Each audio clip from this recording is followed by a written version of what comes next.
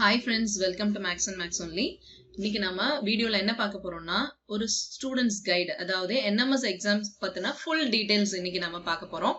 இதுல என்னென்ன மாதிரி கொஸ்டின்ஸ் வரும், இதுக்கான NMS எக்ஸாம் எழுதணும்னா அதுக்கான குவாலிஃபிகேஷன் என்ன, நம்மளோட எலிஜிபிலிட்டி என்னவா இருக்கணும், அடுத்தது ஓஎம்ஆர் ஷீட் இல்லைங்களா, ஓஎம்ஆர் ஷீட் தான் வந்துட்டு நம்மளோட answer sheet.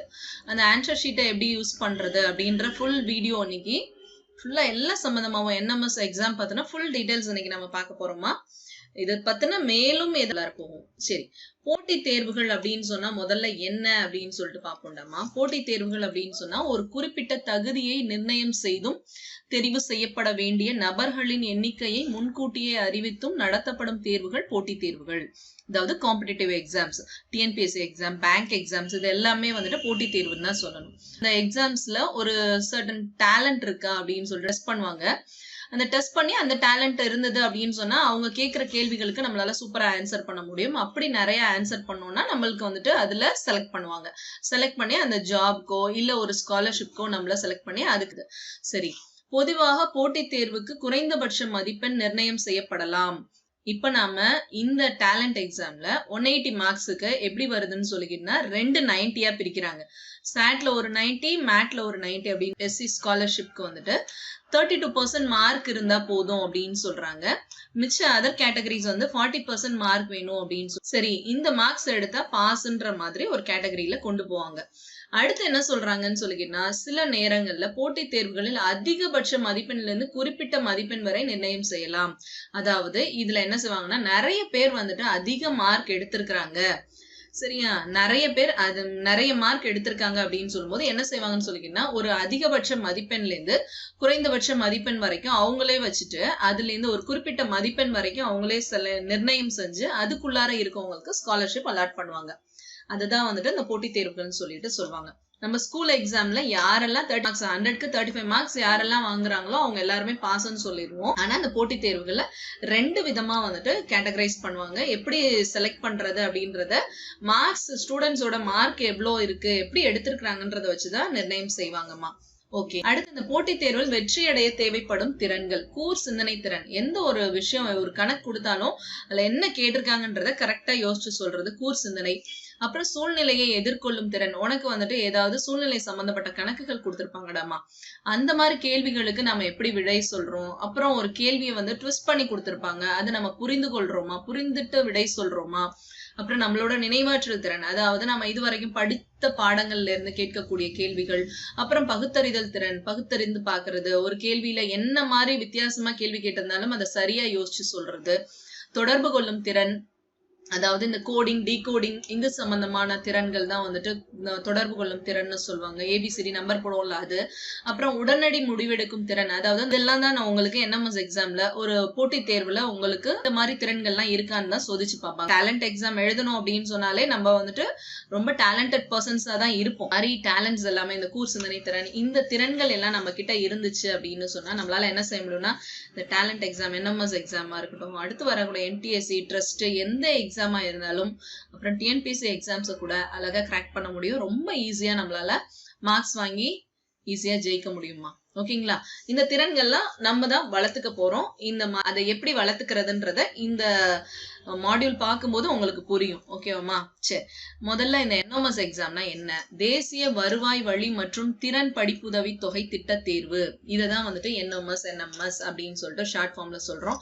NMMS, national means come merit scholarship scheme exam. இதான் NMS எக்ஸாம், ஸ்காலர்ஷிப் எக்ஸாம். அதாவது இதுக்கு மெயினா என்ன செய்யணும்னு சொல்லி கேட்டீங்கன்னா, இதை எந்த வருஷம் அறிவிக்கிறாங்களோ அந்த தற்போதைய அந்த கல்வியாண்டுல 8ஆம் வகுப்பு பயிலும் மாணவ மாணவியர் இதுல கலந்து கொள்ளலாம்ன்றாங்க. சரிம்மா. இதுக்கான உதவித்தொகை, என்ன உதவித்தொகை தருவாங்க அப்படின்னு சொல்லி கேட்டீங்கன்னா, தேர்வில் வெற்றி பெறும் மாணவ மாணவியருக்கு 9ஆம் வகுப்புல இருந்து 12ஆம் வகுப்பு வரை ஆண்டிற்கு ரூபாய் 12,000 உதவித்தொகை வழங்கப்படும் சொல்லியிருக்காங்க. மாதம் ரூபாய் 1000 வீதம். ஒரு மாதத்துக்கு 1000 ரூபாய்னா 12 மாதங்களுக்கு 12,000 ரூபாய் தராங்க. ஓகேங்களா. அடுத்தது இதுக்கான தகுதி என்னென்ன வேணும் அப்படின்றத பாருங்கம்மா. அரசு பள்ளிகள், அரசு உதவி பெறும் பள்ளிகள், மாநகராட்சி, நகராட்சி, ஊராட்சி ஒன்றிய நடுநிலை பள்ளிகளில் இக்கல்வி ஆண்டில் 8ஆம் வகுப்பு பயில வேண்டும். நல்லா பாத்துக்கோங்கடாமா. Government schools, government aided schools, அப்புறம் கார்ப்பரேஷன் ஸ்கூலு, அடுத்தது முனிசிபாலிட்டி ஸ்கூல்ஸ், அதுக்கப்புறமா வந்துட்டு மிடில் ஸ்கூல்ஸ். இந்த மாதிரி இருக்கக்கூடிய ஸ்கூல்ஸ்ல 8th அந்த எந்த வருஷத்துல இந்த talent exam, scholarship exam, NMS exam announce பண்றாங்களோ அந்த கல்வியாண்டுல நாம 8வது படிச்சுட்டு இருக்கணும். அவங்கதான் வந்துட்டு இந்த தேர்வுக்கு தகுதியானவர்கள். அடுத்தது என்ன சொல்றாங்கன்னா, முக்கியமான ஒரு விஷயம், குடும்ப ஆண்டு வருமானம் ரூபாய் 1,50,000க்கு மிகாமல் இருக்க வேண்டும். உங்களோட ஆண்டு வருமானம் பாத்தீங்கன்னா 1,50,000க்குள்ளார இருக்கணும். அடுத்தது இன்னொரு முக்கியமான பாயிண்ட் இருக்கு, என்ன அப்படின்னு சொல்லிக்கின்னா, நம்மளோட 7th ஸ்டாண்டர்ட் மார்க். இந்த 7th ஸ்டாண்டர்ட்ல நாம 50% மேல மார்க் வாங்கியிருந்தோம் அப்படின்னு சொல்லிக்கின்னா நம்மளுக்கு அந்த டேலண்ட் எக்ஸாம் எழுதுறதுக்கான தகுதி இருக்குன்னு சொல்லலாமா? ஓகேங்களா, புரியுதா? சரி, அடுத்தது இதுக்கான விண்ணப்பிக்கும் முறை. இத்தேர்வில் பங்கு பெற மாணவ மாணவிகள் தாம் பயிலும் பள்ளி தலைமை ஆசிரியரை அணுகி விண்ணப்ப படிவங்களை பெற்றுக்கொள்ளலாம். சரிங்களா? Talent exam, NMS scholarship exam வந்து எப்போ அனௌன்ஸ் பண்ணுவாங்களோ, கவர்மெண்டோட டிஜிஇ வெப்சைட்ல வந்துட்டு அனௌன்ஸ் பண்ணுவாங்க. டிபார்ட்மெண்ட் ஆஃப் கவர்மெண்ட் எக்ஸாமினேஷன்ஸ் அந்த டிஎன்டிஜி வெப்சைட்ஸ்ல வந்துட்டு அனௌன்ஸ் பண்ணுவது வந்துட்டு தலைமை ஆசிரியர்களுக்கு இன்ஸ்ட்ரக்ஷன்ஸ் கொடுத்துருவாங்க. அதனால நீங்க என்ன செய்யணும்னு சொல்லிக்கின்னா, அப்படி ஒரு டேலண்ட் எக்ஸாம் நீங்க என்எம்எஸ் எக்ஸாம் நீங்க அட்டன் பண்ணணும்ன்ற மாதிரி மனசுல இருந்துச்சு அப்படின்னு சொல்லி கேட்டீங்கன்னா, இந்த வருஷம் 7th படிக்கிற ஸ்டூடெண்ட்ஸா இருக்கட்டும், இல்ல எந்த ஸ்டாண்டர்ட் படிச்சாலும் சரி, அடுத்த வருஷம் 8th வந்தோன்னே அவங்களோட ஹெச்எம் அணுகி அந்த விண்ணப்ப படிவங்களை வாங்கி அதை ஃபில்அப் பண்ணி கொடுத்தீங்கன்னா போதும். இந்த டேலண்ட் எக்ஸாமுக்கு மிச்சதெல்லாம் வந்துட்டு ஹெச்எம் பாத்துக்குவாங்கம்மா. ஓகே, அடுத்தது தேர்வு கட்டணம். தேர்வு கட்டணமா எவ்வளவு வசூலிக்கிறாங்கன்னா, ரூபாய் 50 வந்துட்டு 50 மட்டும்தான். ரூபாய் 50 மட்டும் விண்ணப்ப படிவத்துடன் பணமாக பள்ளியின் தலைமை ஆசிரியரிடம் செலுத்த வேண்டும். பணமா கொடுத்துடணும், தலைமை ஆசிரியர் கிட்ட கொடுத்துடணுமா? ஓகே. அடுத்தது இத்தேர்வு 2 பகுதிகளை கொண்டது. பகுதி 1 என்னன்னா மனத்திறன் தேர்வு, மென்டல் எபிலிட்டி டெஸ்ட். அடுத்த பகுதி 2 வந்து படிப்பறிவு திறன் தேர்வு. இது வந்துட்டு ஸ்காலர்ஷிப் ஆப்டிடியூட் டெஸ்ட், சாட்ன்னு சொல்லுவோம், இந்த மேட்ன்னு சொல்லுவோம். இதுவும் ஒரு 90 மார்க்குக்கு, இதுவும் ஒரு 90 மார்க்குக்கு இருக்குமா? ரைட்டு. அடுத்தது இந்த வினாக்கள் எல்லாமே எந்த மாதிரி அமையும் சொல்லிட்டு பாருங்க. வினாக்கள் எல்லாமே பலவுள் தெரிவி, அதாவது மல்டிபிள் சாய்ஸ் கொஸ்டின்ஸ் தான் இருக்கும். உங்களுக்கு பொறுத்துக்க கூட என்ன செய்வாங்கன்னு சொல்லி கேட்டீங்கன்னா, பொறுத்துக்கான விடைகளை வந்துட்டு 4 ஆப்ஷனா மாத்தி 4 ஆப்ஷன்ல கொடுத்துருப்பாங்க. அதுல எது சரியான ஆப்ஷனோ அதை தான் நம்ம தேர்ந்தெடுக்கணும். ஓகேங்களா? எல்லாமே வந்துட்டு மல்டிபிள் சாய்ஸ் கொஸ்டின்ஸ் தான் இதுல எல்லாமே. சரி, அடுத்தது இதோட என்எம்எஸ் எக்ஸாம் கூட பாடத்திட்டம், சிலபஸ் என்ன படிக்கணும் அப்படின்னு கேட்டிருந்தீங்க. மனத்திறன் தேர்வை பொறுத்த மட்டில் பாடப்பகுதி நிர்ணயம் இல்லை. இப்பகுதியில் 90 கேள்விகள் கேட்கப்படும். அதாவது இந்த மாதிரி பாட சம்பந்தம் 7வதுல படிச்சதா 8வதுல படிச்சதா அந்த மாதிரிலாம் பாடப்பகுதியை நிர்ணயம் செய்யல. மனத்திறன் தேர்வுல மேட்ல பாத்தீங்கன்னா அந்த மாதிரி நிர்ணயம் செய்யலன்றாங்க. பட் ஆனா சாட்ல எப்படி அப்படின்னு சொல்லிக்கிட்டீங்கன்னா, படிப்பறிவு திறன் தேர்வுல இதுல 7ஆம் வகுப்பிற்குரிய முழு பாடமும் 7th உள்ள full portion, first term 7th வந்துட்டு first term, second term, third term 3 term. ஓகேங்களா? 8ஆம் வகுப்பு முதல் மற்றும் 2ஆம் பருவத்திற்கான பாடப்பகுதி 8th பாத்தீங்கன்னா ஃபர்ஸ்ட் டேர்மும் செகண்ட் டேர்மும். ஏன்னா வந்துட்டு இந்த எக்ஸாம் வந்து ஜான்வரியிலே கண்டக்ட் பண்ணிடுவாங்க, டிசம்பர் டு ஜான்வரி இதுல கண்டக்ட் பண்ணிடுவாங்க. அதனால ஃபர்ஸ்ட் டேர்ம் செகண்ட் டேர்ம்ல இருக்கிறது மட்டும்தான். 7th full portion, 8th first டேர்மும் செகண்ட் டேர்ம் மட்டும். இப்பகுதியில் கணிதம், அறிவியல், சமூக அறிவியல் என 90 வினாக்கள் கேட்கப்படும். அதாவது சாட்ல பாத்தீங்கன்னா உங்களுக்கு நீங்க மெயினா படிக்க வேண்டியது கணிதம், அறிவியல், அப்புறம் சமூகம். இது 3ஐயும் நீங்க நல்லா பாத்தீங்க அப்படின்னு சொன்னாலே சாட் எக்ஸாம்ல பாஸ் ஆயிடலாமா? ஓகேங்களா? சிலபஸ் புரிஞ்சுச்சா? பாடத்திட்டம் என்னன்றது ஓகேடாமா. அடுத்தது பாருங்களேன், இந்த என்எம்எஸ் தேர்வு எப்படி இருக்கும், கொஸ்டின் பேப்பர்ஸ்ல எப்படி வந்திருக்கும் அப்படின்னு பாருங்களேன். இந்த என்எம்எஸ்ல ஃபர்ஸ்ட் நான் சொன்னேன் இல்லைங்களா, பகுதி 1 என்ன அப்படின்னு சொல்லிக்கிட்டீங்கன்னா மனத்திறன் தேர்வு. பகுதி 2 வந்துட்டு இந்த படிப்பறிவு திறன் தேர்வு அப்படின்னு சொல்றோம். இது மேட், இது சாட். இதுலயும் 90 மார்க்ஸ், இதுலயும் 90 மார்க்ஸ். இதுல வந்துட்டு மனத்திறன் தேர்வுல என்ன மாதிரி கேள்விகள் இருக்கும்னா, எண்ணியல் திறன் சார்ந்த கேள்விகளா வந்துட்டு நியூமரிக்கல் எபிலிட்டியில ஒரு 45 கொஸ்டின்ஸ் இருக்குமா, 45 கேள்விகள் இருக்கும். அதாவது நம்ம இதுவரைக்கும் படிச்ச இந்த பாடப்பொருள் சார்ந்தது, அதாவது கூட்டல், கழித்தல், பெருக்கல், வகுத்தல் இதெல்லாம் பேசிக்கா படிச்சிருப்போம் இல்லைங்களா, அந்த பாடப்பொருள் சார்ந்ததாகவும் சில கேள்விகள் இருக்கும், பாடப்பொருள் சாராததாகவும் கேள்விகள் இருக்கும். அதுதான் வந்துட்டு நியூமரிக்கல் எபிலிட்டி, எண்ணியல் திறன்ல இருக்கும். அடுத்தது மனத்திறன் தேர்வுல 2வது ஆப்ஷனா என்ன இருக்கும்னு சொல்லிக்கிட்டா காரணம் கண்டறிதல் திறன், அதாவது ரீசனிங் எபிலிட்டின்னு சொல்லுவாங்க. இதுல ஒரு 45 மார்க்குக்கு கேள்விகள் வருது. இதுல எப்படி இருக்கும்னு சொல்லிக்கிட்டா மொழிசார் காரணம் கண்டறிதல் திறன், அடுத்தது மொழி சாரா காரணம் கண்டறிதல் திறன் அப்படின்னு சொல்லிட்டு இதையும் 2ஆ பிரிக்கிறாங்க. ஓகேங்களா? அப்போ நாம இந்த பொருள் இதுலதான் வந்துட்டு மெயினா இப்ப நம்ம கான்சென்ட்ரேட் பண்ணி பார்க்கணும். பாடப்பொருள் சார்ந்ததுல என்னென்ன மாதிரி கொஸ்டின்ஸ் வரும், பாடப்பொருள் சாராததுல என்ன மாதிரி கொஸ்டின்ஸ் வரும், அடுத்தது மொழிசார் காரணம் கண்டறிதல், மொழிசாரா காரணம் கண்டறிதல், இது எல்லாத்தையுமே நாம இன்னைக்கு தனித்தனியா பார்க்க போறோம்டாமா. இதுல என்னென்ன மாதிரி கொஸ்டின்ஸ் வரும், இதுல பாடப்பொருள் சார்ந்ததுல பாடப்பொருள் சாராததுல என்னென்ன மாதிரி வரும், அடுத்த வெர்பல் ரீசனிங் எப்படி வரும், நான் வெர்பல் ரீசனிங் எப்படி இருக்கும் அப்படின்னு சொல்லிட்டு ஃபுல்லாவே இன்னைக்கு நாம பார்க்க போறோம். ஓகேங்களா? எல்லாமே பார்க்க போறோம். அடுத்தது இந்த SAT எக்ஸாம்ல முன்னாடியே நான் சொன்ன மாதிரி தான்ப்பா, மேக்ஸ்ல வந்து 20 மார்க்ஸ்க்கும், சயின்ஸ்ல 35 மார்க்ஸ், சோசியல்ல ஒரு 35 மார்க்ஸ்க்கு கொஸ்டின்ஸ் வரும். இதுலயுமே வந்துட்டு மேக்ஸ்ல என்ன பாடங்கள், முக்கிய கருத்துக்கள் என்ன மாதிரி வினாக்கள் இருக்கும் அப்படின்ற தகவலையும் வந்துட்டு இன்னைக்கு நாம இந்த வீடியோல சொல்லுவோம். அடுத்து அறிவியல் சார்ந்ததும் அப்படிதான், அதே மாதிரி சமூக அறிவியல்லையும் என்னென்ன மாதிரி கேள்விகள் வரும் அப்படின்னு சொல்லிட்டு எல்லாமே இன்னைக்கு நாம பார்ப்போம்டாமா. ஓகே, அடுத்து இப்ப ஃபர்ஸ்ட் சொன்னேன் இல்லைங்களா, இந்த மேட்ல ஃபர்ஸ்ட் இந்த எண்ணியல் திறன் அப்படின்னு சொல்றோம் இல்லைங்களா, அந்த எண்ணியல் திறன்ல என்னென்ன மாதிரி கேள்விகள் வரும் அப்படின்னு சொல்லி பாருங்க. இது எண்ணியல் திறன்ல பகுதி 1. எண்ணியல் திறன் சோதனையில் முதல் வகை அடிப்படை கணிதம், அதாவது கூட்டல், கழித்தல், பெருக்கல், வகுத்தல், எண் தொடர்கள் மற்றும் எளிய கணிதம், சதவீதங்கள், அடுக்குகள், பின்னங்கள் ஆகியவற்றை உள்ளடக்கியது. அதாவது 7th 8th படிச்சதுன்னு இல்லம்மா, அதுக்கு முன்னாடி நாம என்ன படிச்சிருக்கிறோம், இதுவரைக்கும் என்னென்னலாம் பேசிக்கா நமக்கு தெரிஞ்ச விஷயங்கள் எல்லாமே வந்துட்டு இதுல கேள்வியா கேட்பாங்க. ஓரளவுக்கு அது சம்பந்தப்பட்ட கேள்விகள் இருக்கும். அடிப்படை கணித அறிவின் வேகத்தை இச்சோதனை கணிக்கிறது.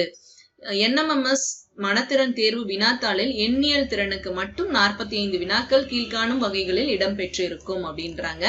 என்னென்ன மாதிரி இருக்கும், 45 மார்க்குக்கான கேள்விகள் என்னென்ன மாதிரி இருக்கும் பாருங்களேன். கணித குறியீடுகளை இடம் மாற்றி தீர்வு காணல். ஓகேங்களா? அப்புறம் எண்களை இடம் மாற்றி தீர்வு காணல். இது உங்களுக்கு தெரியும், கணித குறியீடுகள் நம்ம வந்துட்டு இது வரைக்கும் நீங்க வந்துட்டு ஆல்ரெடி போட்ட அந்த மேட் 2018-19 கொஸ்டின் பேப்பர்ஸ் பார்த்திருந்தீங்கன்னா உங்களுக்கு இது வரைக்கும் என்னென்ன மாதிரி கொஸ்டின்ஸ் கேட்பாங்கன்ற ஐடியாஸ் கிடைச்சிருக்கும் உங்களுக்கு. அதுலதான் இந்த மாதிரி கொஸ்டின்ஸ் எல்லாம் வந்திருக்கு. அது கொஞ்சம் பாத்தீங்கன்னா இன்னும் என்னென்ன சொல்றேன்றதை ஈஸியா நீங்க புரிஞ்சுக்கலாம். கணித குறியீடுகளை இடமாற்றி தீர்வு காணல், எண்களை இடமாற்றி தீர்வு காணல், எண் தொடர் வரிசை, கடிகார கணக்குகள், சமன்பாட்டை புரிந்து விடையளித்தல், வயது கணக்குகள், பொருந்தாததை தெரிவு செய்தல், இயல் எண்களின் அமைப்புகள் மற்றும் அடுக்குக்குறி எண்கள். இது எல்லாத்துக்குமே ஒரு மாடல் கொஸ்டின் நம்ம இப்ப பாத்துருவோம்ப்பா, பாருங்களேன். கணித குறியீடுகளை இடம் மாற்றி தீர்வு காணல். கொடுக்கப்பட்டுள்ள நிபந்தனைகளுக்கு ஏற்ப கணித குறிகளை மாற்றி பின்னர் போர்ட்மாஸ் ரூல் அடிப்படையில் ஒவ்வொரு வினாவிற்கும் தீர்வு காணல். மாதிரி கணக்கு, அதாவது பெருக்கல் என்பது கூட்டலையும், கூட்டல் என்பது கழித்தலையும், வகுத்தல் என்பது பெருக்கலையும், கழித்தல் என்பது வகுத்தலையும் குறிக்கிறது எனில் பின்வரும் கணக்கின் மதிப்பு காண்க. கணக்கு இதுதாமா, 213 - 3 வகுத்தல் 5 + 2 அப்படின்றாங்க. ஓகேங்களா? இந்த மாதிரி கணக்கு கொடுத்துருவாங்க, அதுக்கு நம்பரோட கணக்கு கொடுத்துருவாங்க. அதுக்கு கீழே 4 ஆப்ஷன் இருக்கும். இதுதான் பலவுள் தெரிவி மல்டிபிள் சாய்ஸ் கொஸ்டின். நம்ம சரியான விடையை தேர்ந்தெடுத்து எழுதுவோம் இல்லைங்களா, அதேதான். முதல் ஆப்ஷன், 2வது ஆப்ஷன், 3வது ஆப்ஷன், 4வது ஆப்ஷன் சொல்லிட்டு இங்க கொடுத்துருவாங்க. இதுக்கு நாம என்ன செய்யணும்னு சொல்லி கேட்டீங்கன்னா, நீங்க உங்களுக்கு கொஸ்டின் பேப்பர்ல நாம ஏற்கனவே கொஸ்டின் பேப்பர்ஸ் காட்டியிருக்கேன் நானு. ஒரிஜினல் கொஸ்டின் பேப்பரே நம்ம போட்டிருக்கோம். அதுல லாஸ்ட் 2 பேஜ்ல பாத்தீங்கன்னா உங்களுக்கு ரஃப் பேஜ் கொடுத்திருப்பாங்க. அதுல நீங்க போட்டு பார்க்கலாம், இல்லைன்னா வந்துட்டு அந்த கொஸ்டின் பக்கத்திலே கூட போட்டு பார்க்கலாம். நீங்க எப்படின்னு சொல்லி கேட்டீங்கன்னா, இப்ப 213 - 3 வகுத்தல் 5 + 2 அதுதான் கொஸ்டின் இல்லையா? இப்ப பாருங்க, உங்களுக்கு இந்த மைனஸ் வந்து என்னவா மாறுதுன்னு சொன்னாங்கன்னா வகுத்தலா மாறுது. அப்போ இந்த இடத்துல மைனஸ்க்கு பதிலா இந்த இடத்துல வகுத்தல் வந்துரும். அடுத்தது இங்க வகுத்தல் என்னவா மாறுதுன்னு சொல்லியிருக்காங்கன்னு சொல்லி கேட்டீங்கன்னா பெருக்கலா மாறுதுன்றாங்க. சோ இந்த இடம் வந்துட்டு பெருக்கல் ஆகுது.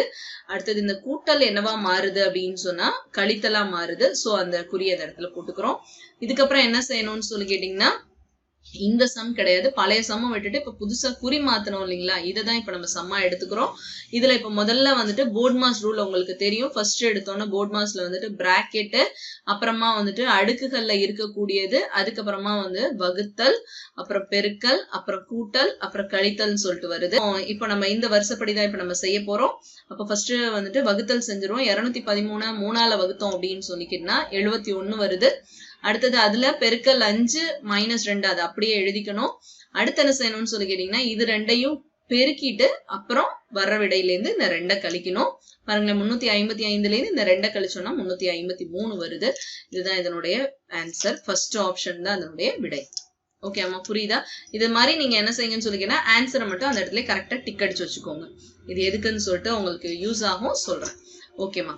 இப்ப எண்களை இடமாற்றி தீர்வு காணல் அப்படின்றதுல கொடுக்கப்பட்டுள்ள நிபந்தனைகளுக்கு ஏற்ப வினாக்களில் உள்ள எண்களை மாற்றியமைத்து போட்மாஸ் ரூலை பயன்படுத்தி தீர்வு காணல். மாதிரி கணக்கு இது மாதிரி கொடுத்திருக்காங்க. அதாவது எந்த எண்ணுக்கு பதிலா எந்த எண்ணுன்றத கொடுத்துட்டாங்க. 0ன்றது 9, அது மாதிரி வரிசையா இது ஃபுல்லா கொடுத்துட்டாங்க.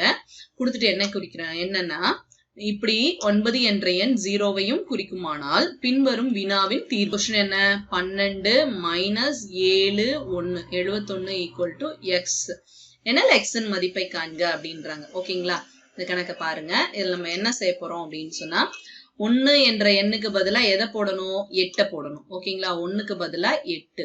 அடுத்தது 2க்கு பதிலா எதை சொல்லியிருக்காங்க? 7. அப்போ 7 போட்டுக்கோங்க. மைனஸ். அடுத்தது 7க்கு பதிலா எதை போடணும்ன்றாங்க? 2.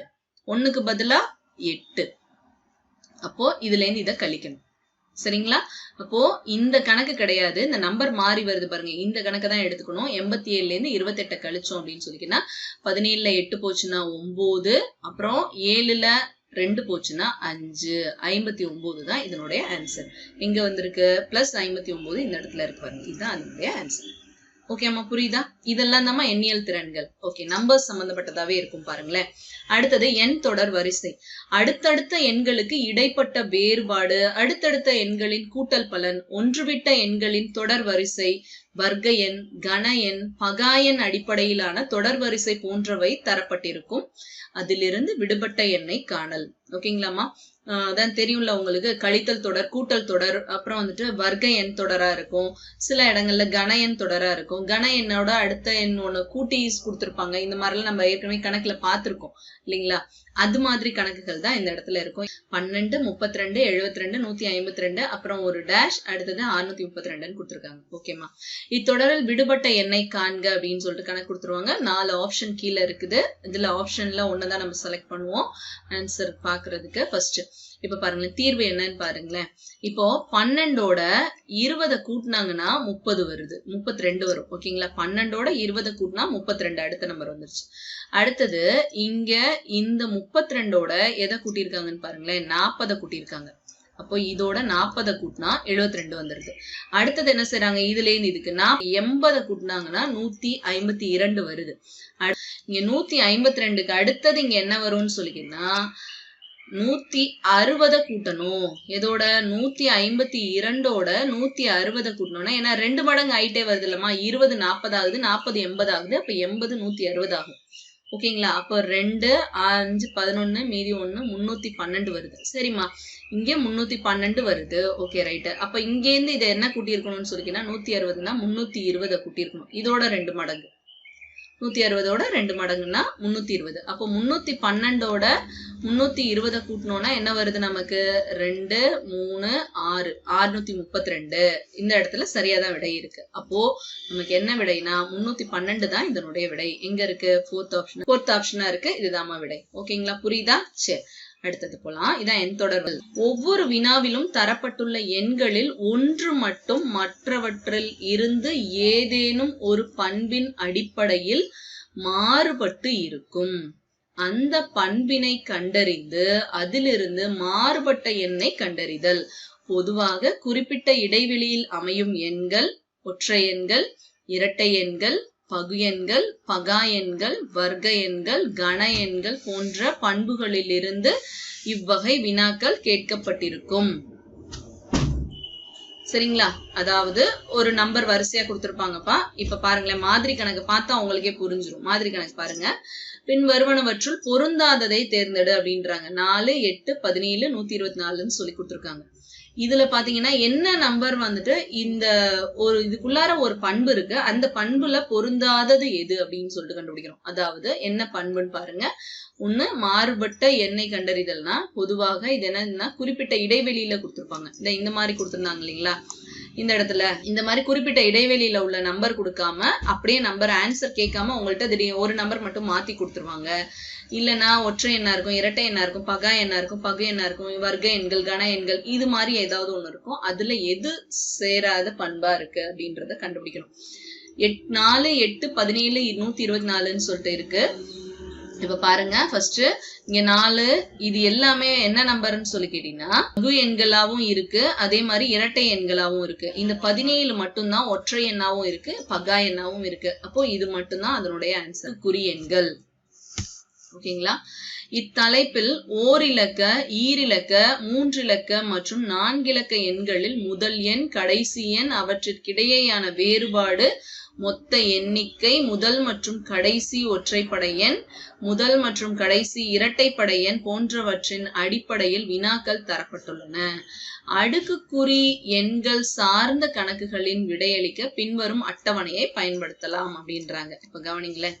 இப்ப தரப்பட்ட எண்களின் 1ஆம் இலக்கம், இப்போ 1ன்ற எண்ல முடியுது ஒரு எண் அப்படின்னு சொன்னா, ஒற்றைப்படை அடுக்கு விரிவாக்கத்தின் 1ஆம் இலக்கம், ஒற்றைப்படை அடுக்குகள், அது இப்போ இதோட அடுக்குல வந்துட்டு ஒற்றைப்படை அடுக்குகளா இருந்துச்சுன்னா 1ன் அடுக்கு 3 அப்படின்லாம் வந்துச்சுன்னா இதனுடைய கடைசி எண் என்னவா இருக்கும்னா அதுவும் 1ல தான் இருக்கும்.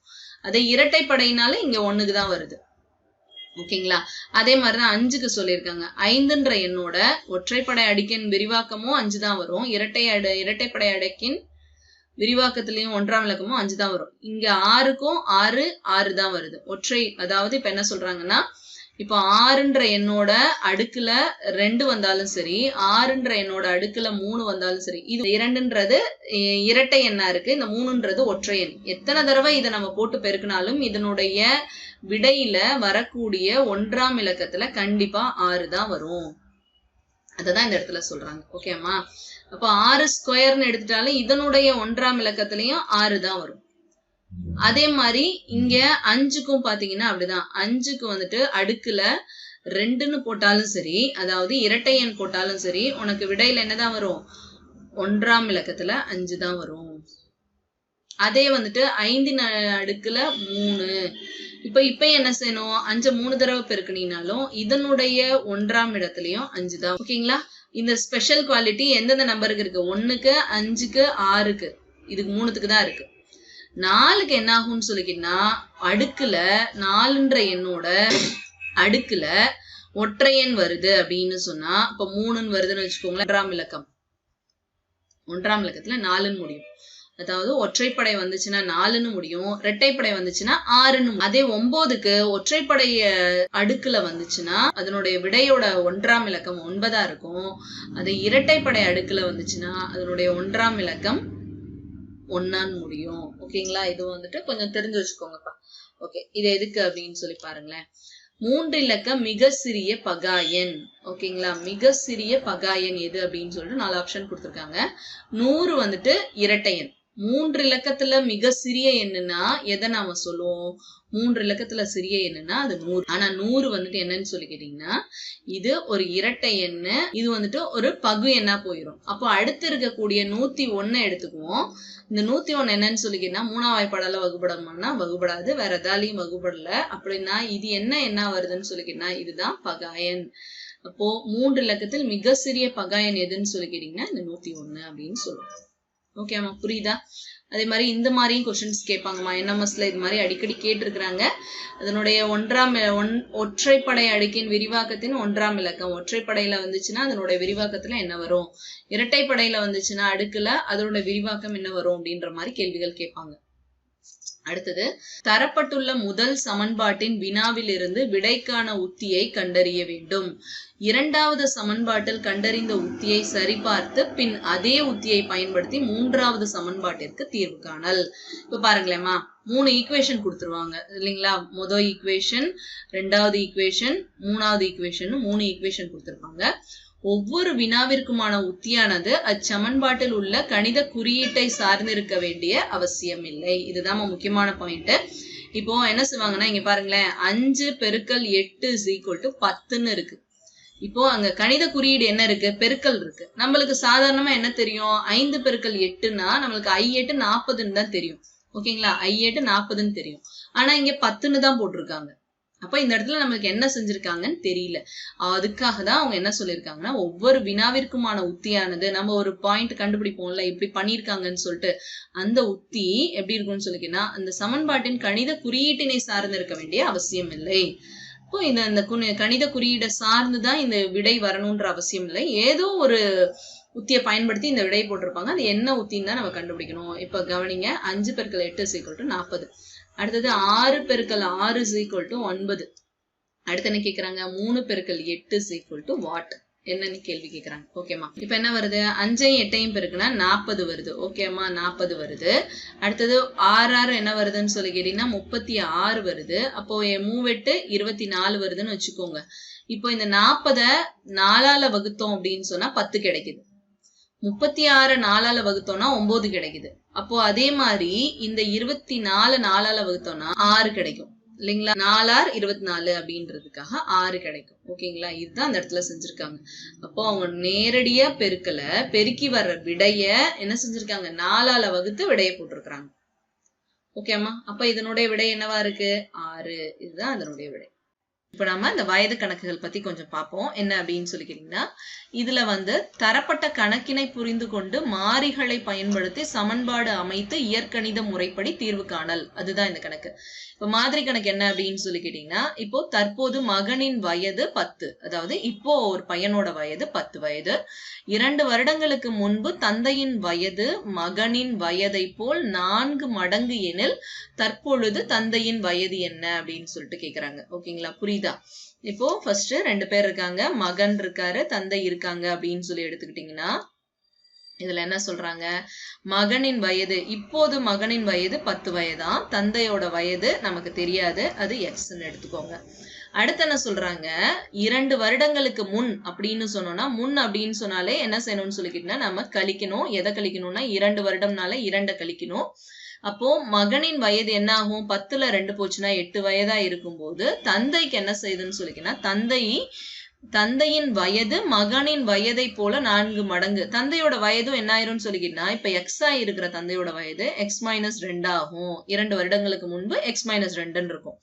அப்ப இதுக்கு என்ன சொல்றாங்க அப்படின்னு சொல்லிக்கிட்டா, இது ரெண்டையும் எடுத்துக்கோங்க. 2 வருடங்களுக்கு முன்னாடி எப்படி இருக்குன்னு சொல்லிக்கிட்டீங்கன்னா, தந்தையின் வயது அதாவது x - 2ன்றது எப்படி இருக்கான், மகனின் வயதை போல் 4 மடங்கா. அப்போ மகனோட வயது என்ன, 8. அது போல 4 மடங்குன்ற வார்த்தை பெருக்கலை குறிக்கும். அப்ப 4 × 8ன்னு அர்த்தம்.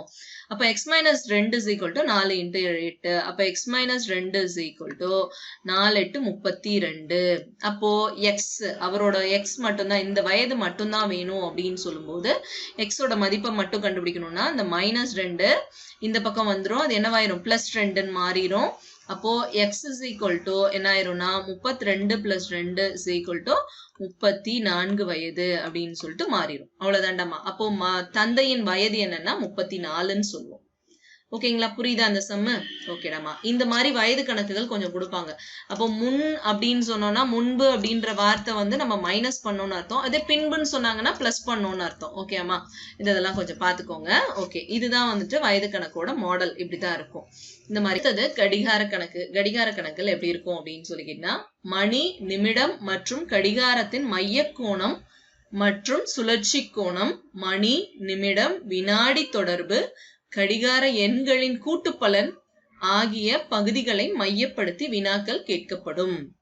தெரியும் உங்களுக்கு, மணின்னா எத்தனை மணின்னு தெரியும். ஒரு நாளைக்கு 24 மணி நேரம் இருக்கு. நிமிடம் 60 நிமிடம் 1 மணி அப்படின்னு சொல்லிட்டுலாம் சொல்லுவோம். அப்புறம் கடிகாரத்தின் மைய கோணம்னா 360 டிகிரி உங்களுக்கு தெரியும். அடுத்த சுழற்சி கோணம், அதாவது அதை சுத்தி வரும்போது ஏற்படக்கூடிய கோண அளவு, அப்புறம் அதுக்கான தொடர்பு, இது மூணுத்துக்குமான தொடர்பு என்ன, அப்புறம் கடிகார எண்களின் கூட்டு பலன் ஆகிய பகுதிகளை மையப்படுத்தி வினாக்கள் கேட்கப்படும்ன்றாங்க. ஓகே, இப்ப மாதிரி கணக்கு ஒண்ணு பாருங்க. கடிகாரத்தில் மணி 4ஆக இருக்கும்போது மணிமுள் மற்றும் நிமிட முள்ளிற்கு இடைப்பட்ட கோணம் என்னன்னு கேக்குறாங்க. இதுல மணி எவ்வளவு இருக்கும்னு சொல்றாங்க அப்படின்னு சொல்லிக்கின்னா, மணி 4ஆக இருக்கும்போது, 4 மணினா தெரியும் உங்களுக்கு, பெரிய முள் 12லயும் சின்ன முள் இதை 12ஆ பிரிச்சிருக்கிறாங்க. 360 டிகிரிய 12ஆ பிரிச்சதுனால 12ஆல வகுத்து பாருங்களேன் எவ்வளவு வருது அப்படின்னு சொல்லி கேட்டீங்கன்னா, ஒரு 12 12 12 12 36, அப்புறம் ஒரு 0க்கு 0. அப்போ எப்படி, அதாவது 12ல இருந்து 1க்கு வரும்போது, 1ன்ற மணிக்கு வரும்போது இந்த இடத்துல 30 டிகிரி கோணம் ஏற்படும். ஓகேங்களா, 12ல இருந்து இது 12 இது 1 அப்படின்னு சொன்னா இந்த இடத்துல 30 டிகிரி. அதாவது ஒவ்வொரு மணி நேரத்துக்கும் எவ்வளவுன்னா, நிமிடமுள் 12லயும் மணிமுள் 1லயும் இருக்கும்போது இந்த இடத்துல கோண அளவு 30 ஏற்படும். அப்போ இதுல ஒரு 30, அதே மாதிரி இங்கே இருந்து இங்க இங்க 1ல இருந்து 2 இந்த இடத்துக்கு வரும்போது ஒரு 30, அப்புறம் இங்க ஒரு 30, அடுத்தது இங்க ஒரு 30. அப்ப எத்தனை 30 ஆகுது மொத்தமா பாத்துக்கோங்க. இந்த இடத்துல 1 2 3 4 4 30 அப்படின்னு சொன்னோம்னா நான் 30 120 டிகிரி. அதுதான் இதனுடைய விடை. 120 டிகிரியா இருக்கக்கூடிய 3வது ஆப்ஷன் தான் இதனுடைய விடை. ஓகே அம்மா, புரியுது? இது வரைக்கும் நம்ம படிச்சது சம்பந்தமான கருத்துக்கள் பார்த்தோம். இப்போ NMS மேட்டுக்குரிய இந்த எண்ணியல் திறன் 2ல என்னென்ன மாதிரி கேள்விகள் கேட்கப்படும் அப்படின்னு சொல்லிட்டு பாருங்க. இது பாடப்பொருள் சாராத கருத்துக்கள், கால அளவைகள், அடுத்தது உறுப்பினர்களின் எண்ணிக்கை, திசை மற்றும் தூரம், தரவரிசை, வெண்படம் சார்ந்த கணக்குகள், சமன்பாட்டை புரிந்து விடையளித்தல், படம் சார்ந்த கணக்குகள் உங்களுக்கு கேட்கப்படும்பா. சரி வாங்க, இதுல என்னென்ன மாதிரி சம்ஸ், அதுக்கான மாடல் சம்ஸ் அப்படின்றத பாத்துருவோம். ஓகே, ஃபர்ஸ்ட் எடுத்தோன்னா கால அளவைகள். இது கால அளவைகள் எப்படி அப்படின்னு சொல்லிக்கிட்டா, மட்டு எண் கணிதத்தை பயன்படுத்தி நாட்காட்டி எண் கணித கணக்குகளுக்கு எளிதாக தீர்வு காணலாம். இதன்படி ஒவ்வொரு கிழமைகளுக்குமான மட்டு எண்கள் பின்வருமாறு, அதாவது மாடர்ன் சொல்லுவாங்கம்மா இங்கிலீஷ்ல, மட்டு எண்கள் சொல்லுவோம். இந்த மட்டு எண்கள் சம்பந்தப்பட்ட கணக்குகள் தான் இது எல்லாமே. அதாவது ஞாயிற்றுக்கிழமையோட மட்டு எண் 0, திங்கட்கிழமையோடது 1, செவ்வாய்க்கிழமையோடது 2, புதனுக்கு 3, வியாழனுக்கு 4, வெள்ளிக்கு 5, சனிக்கு 6 அப்படின்னு சொல்லிட்டு மட்டு எண்கள் இருக்கும். இந்த மட்டு எண்கள் எல்லாமே 7ன் அடிப்படையில தாமா அமையும். ஓகேங்களா? 7க்குள்ளாரதான் இந்த எண்கள் எல்லாமே வரும்னு சொல்லி பாருங்க. மாதிரி கணக்கு. நமது நாட்டின் 2014 வருடத்திய சுதந்திர தினம் வெள்ளிக்கிழமை எனில் 2015 ஆண்டு குடியரசு தினம் எந்த கிழமை அப்படின்னு சொல்லிட்டு கேக்குறாங்க. இதுக்கு 4 ஆப்ஷன், ஞாயிறு, திங்கள், செவ்வாய், சனி அப்படின்னு சொல்லிட்டு 4 ஆப்ஷன் கொடுத்துருக்காங்க. இதுக்கான தீர்வு என்னன்னு சொல்லி பாருங்களேன். இப்ப ஃபர்ஸ்ட் நாம என்ன செய்யணும்னு சொல்லி முதல்ல தெரிஞ்சுக்குவோம். இப்போ 2014 ஆண்டு சுதந்திர தினம் அப்படின்னு சொன்னோம்னா எதுமா சுதந்திர தினம்? குடியரசு தினம் வந்துட்டு ஜனவரி 26. ஓகேங்களா? ஜனவரி 26 வந்துட்டு ரிபப்ளிக் டே அப்படின்னு சொல்லுவோம். அப்போ சுதந்திர தினம் வந்து ஆகஸ்ட் 15ஆம் நாள், ஆகஸ்ட் மாசம் 15ஆம் நாள் வந்து சுதந்திர தினம். ஓகே, 2014 ஆண்டு ஆகஸ்ட் 15 வெள்ளிக்கிழமை அப்படின்னு சொன்னோம்னா அதுக்கப்புறமா இந்த ஜனவரி 26 வரைக்கும் இருக்கக்கூடிய நாட்களை எண்ண போறோம். ஓகேங்களா? அதுதான் இங்க கொடுத்துருப்போம் பாருங்களேன். வெள்ளிக்கிழமையோட மட்டு எண் 5. இப்பதான் நம்ம இங்க முன்னாடி பார்த்தோம் இல்லைங்களா? வெள்ளிக்கிழமையோட மட்டு எண் வந்துட்டு 5ன்னு சொல்லி பார்த்தோம். இந்த 5 ஞாபகம் வச்சுக்கோங்க. அடுத்தது இந்த ஆகஸ்ட் 15ஆம் நாள் வந்து 2014 ஆகஸ்ட் 15ன்றது ஆகஸ்ட் மாசத்துக்கு மொத்தமா 31 நாட்கள் இருக்கு. ஓகேங்களா? அந்த 31 நாள்ல இந்த 15வது நாள் வந்துட்டு 15வது நாள் வெள்ளிக்கிழமை அப்படின்னு சொல்லிட்டாங்கன்னா அப்போ அதுக்கப்புறம் மீதி எத்தனை நாட்கள் இருக்கும்னு சொல்லி பாக்குறது. 31ல இருந்து 15 கழிச்சிங்கன்னா என்ன வரும்? 6, 16 நாட்கள் இருக்கு. அந்த 16 தான் இந்த இடத்துல எழுதியிருக்காங்க. அப்ப ஆகஸ்ட் மாசத்துக்கு மிச்சம் எவ்வளவு நாள் இருக்கு? 16 நாள் இருக்கு. செப்டம்பர் 30 நாட்கள், அக்டோபர்ல 31, நவம்பர்ல 30 நாட்கள், டிசம்பர்ல 31 நாட்கள். நம்மளுக்கு என்ன கேட்டாங்கன்னா 2015 ஜனவரி கேக்குறாங்க. 2015 வருஷத்திய ஜனவரி 26, அதாவது இதுதான் வந்துட்டு குடியரசு தினம் அப்படின்னு சொல்லிட்டு சொல்றோம் இல்லைங்களா? குடியரசு தினம் என்னைக்கு வருது அப்படின்னு சொல்லி கேட்டீங்கன்னா அதை தான் நம்ம இப்ப கண்டுபிடிக்க போறோம். குடியரசு தினம் ஜனவரி 26 வரைக்கும், 26ஆம் தேதி வரைக்கும் இருக்க நாட்களை வந்துட்டு மொத்தமா கூட்டிக்கணும்பா. சரிங்களா? இப்போ நான் சொல்றது புரியுதா? அவங்க ஆகஸ்ட் மாசம் 15ஆம் நாள், அதாவது சுதந்திர தினம் வந்து வெள்ளிக்கிழமைன்னு சொல்லிட்டாங்க. அப்ப என்ன செய்றோம்? ஆகஸ்ட் 15க்கு அப்புறம் எத்தனை நாள் இருக்கு? அப்போ அந்த மாசத்துல மீதி 16 நாள் இருக்கு அப்படின்னு சொல்லி அதை போட்டுட்டோம். அப்புறம் செப்டம்பர் முழு மாதமும், அக்டோபர் முழு மாசம், நவம்பரும் முழு மாதம் வருது, டிசம்பரும் முழு மாதம் வருது. ஜனவரியில என்னன்னு சொல்லிக்கிட்டீங்கன்னா 26ஆம் தேதி தான் என்ன நாள்னு கண்டுபிடிக்க போறோம். அப்ப 26 வரைக்கும் நம்ம நாள் சேர்த்துக்கிறோம். ஓகேங்களா? அப்ப இது எல்லாத்தையும் கூட்டணும்னா என்ன வருதுன்னு சொல்லிக்கிட்டா 164 நாட்கள் வருது. ஓகேங்களா? 7 7 7 14, மீதி 1 2 5 8 11 14 16, 164 நாட்கள் வருது. ஓகேங்களா?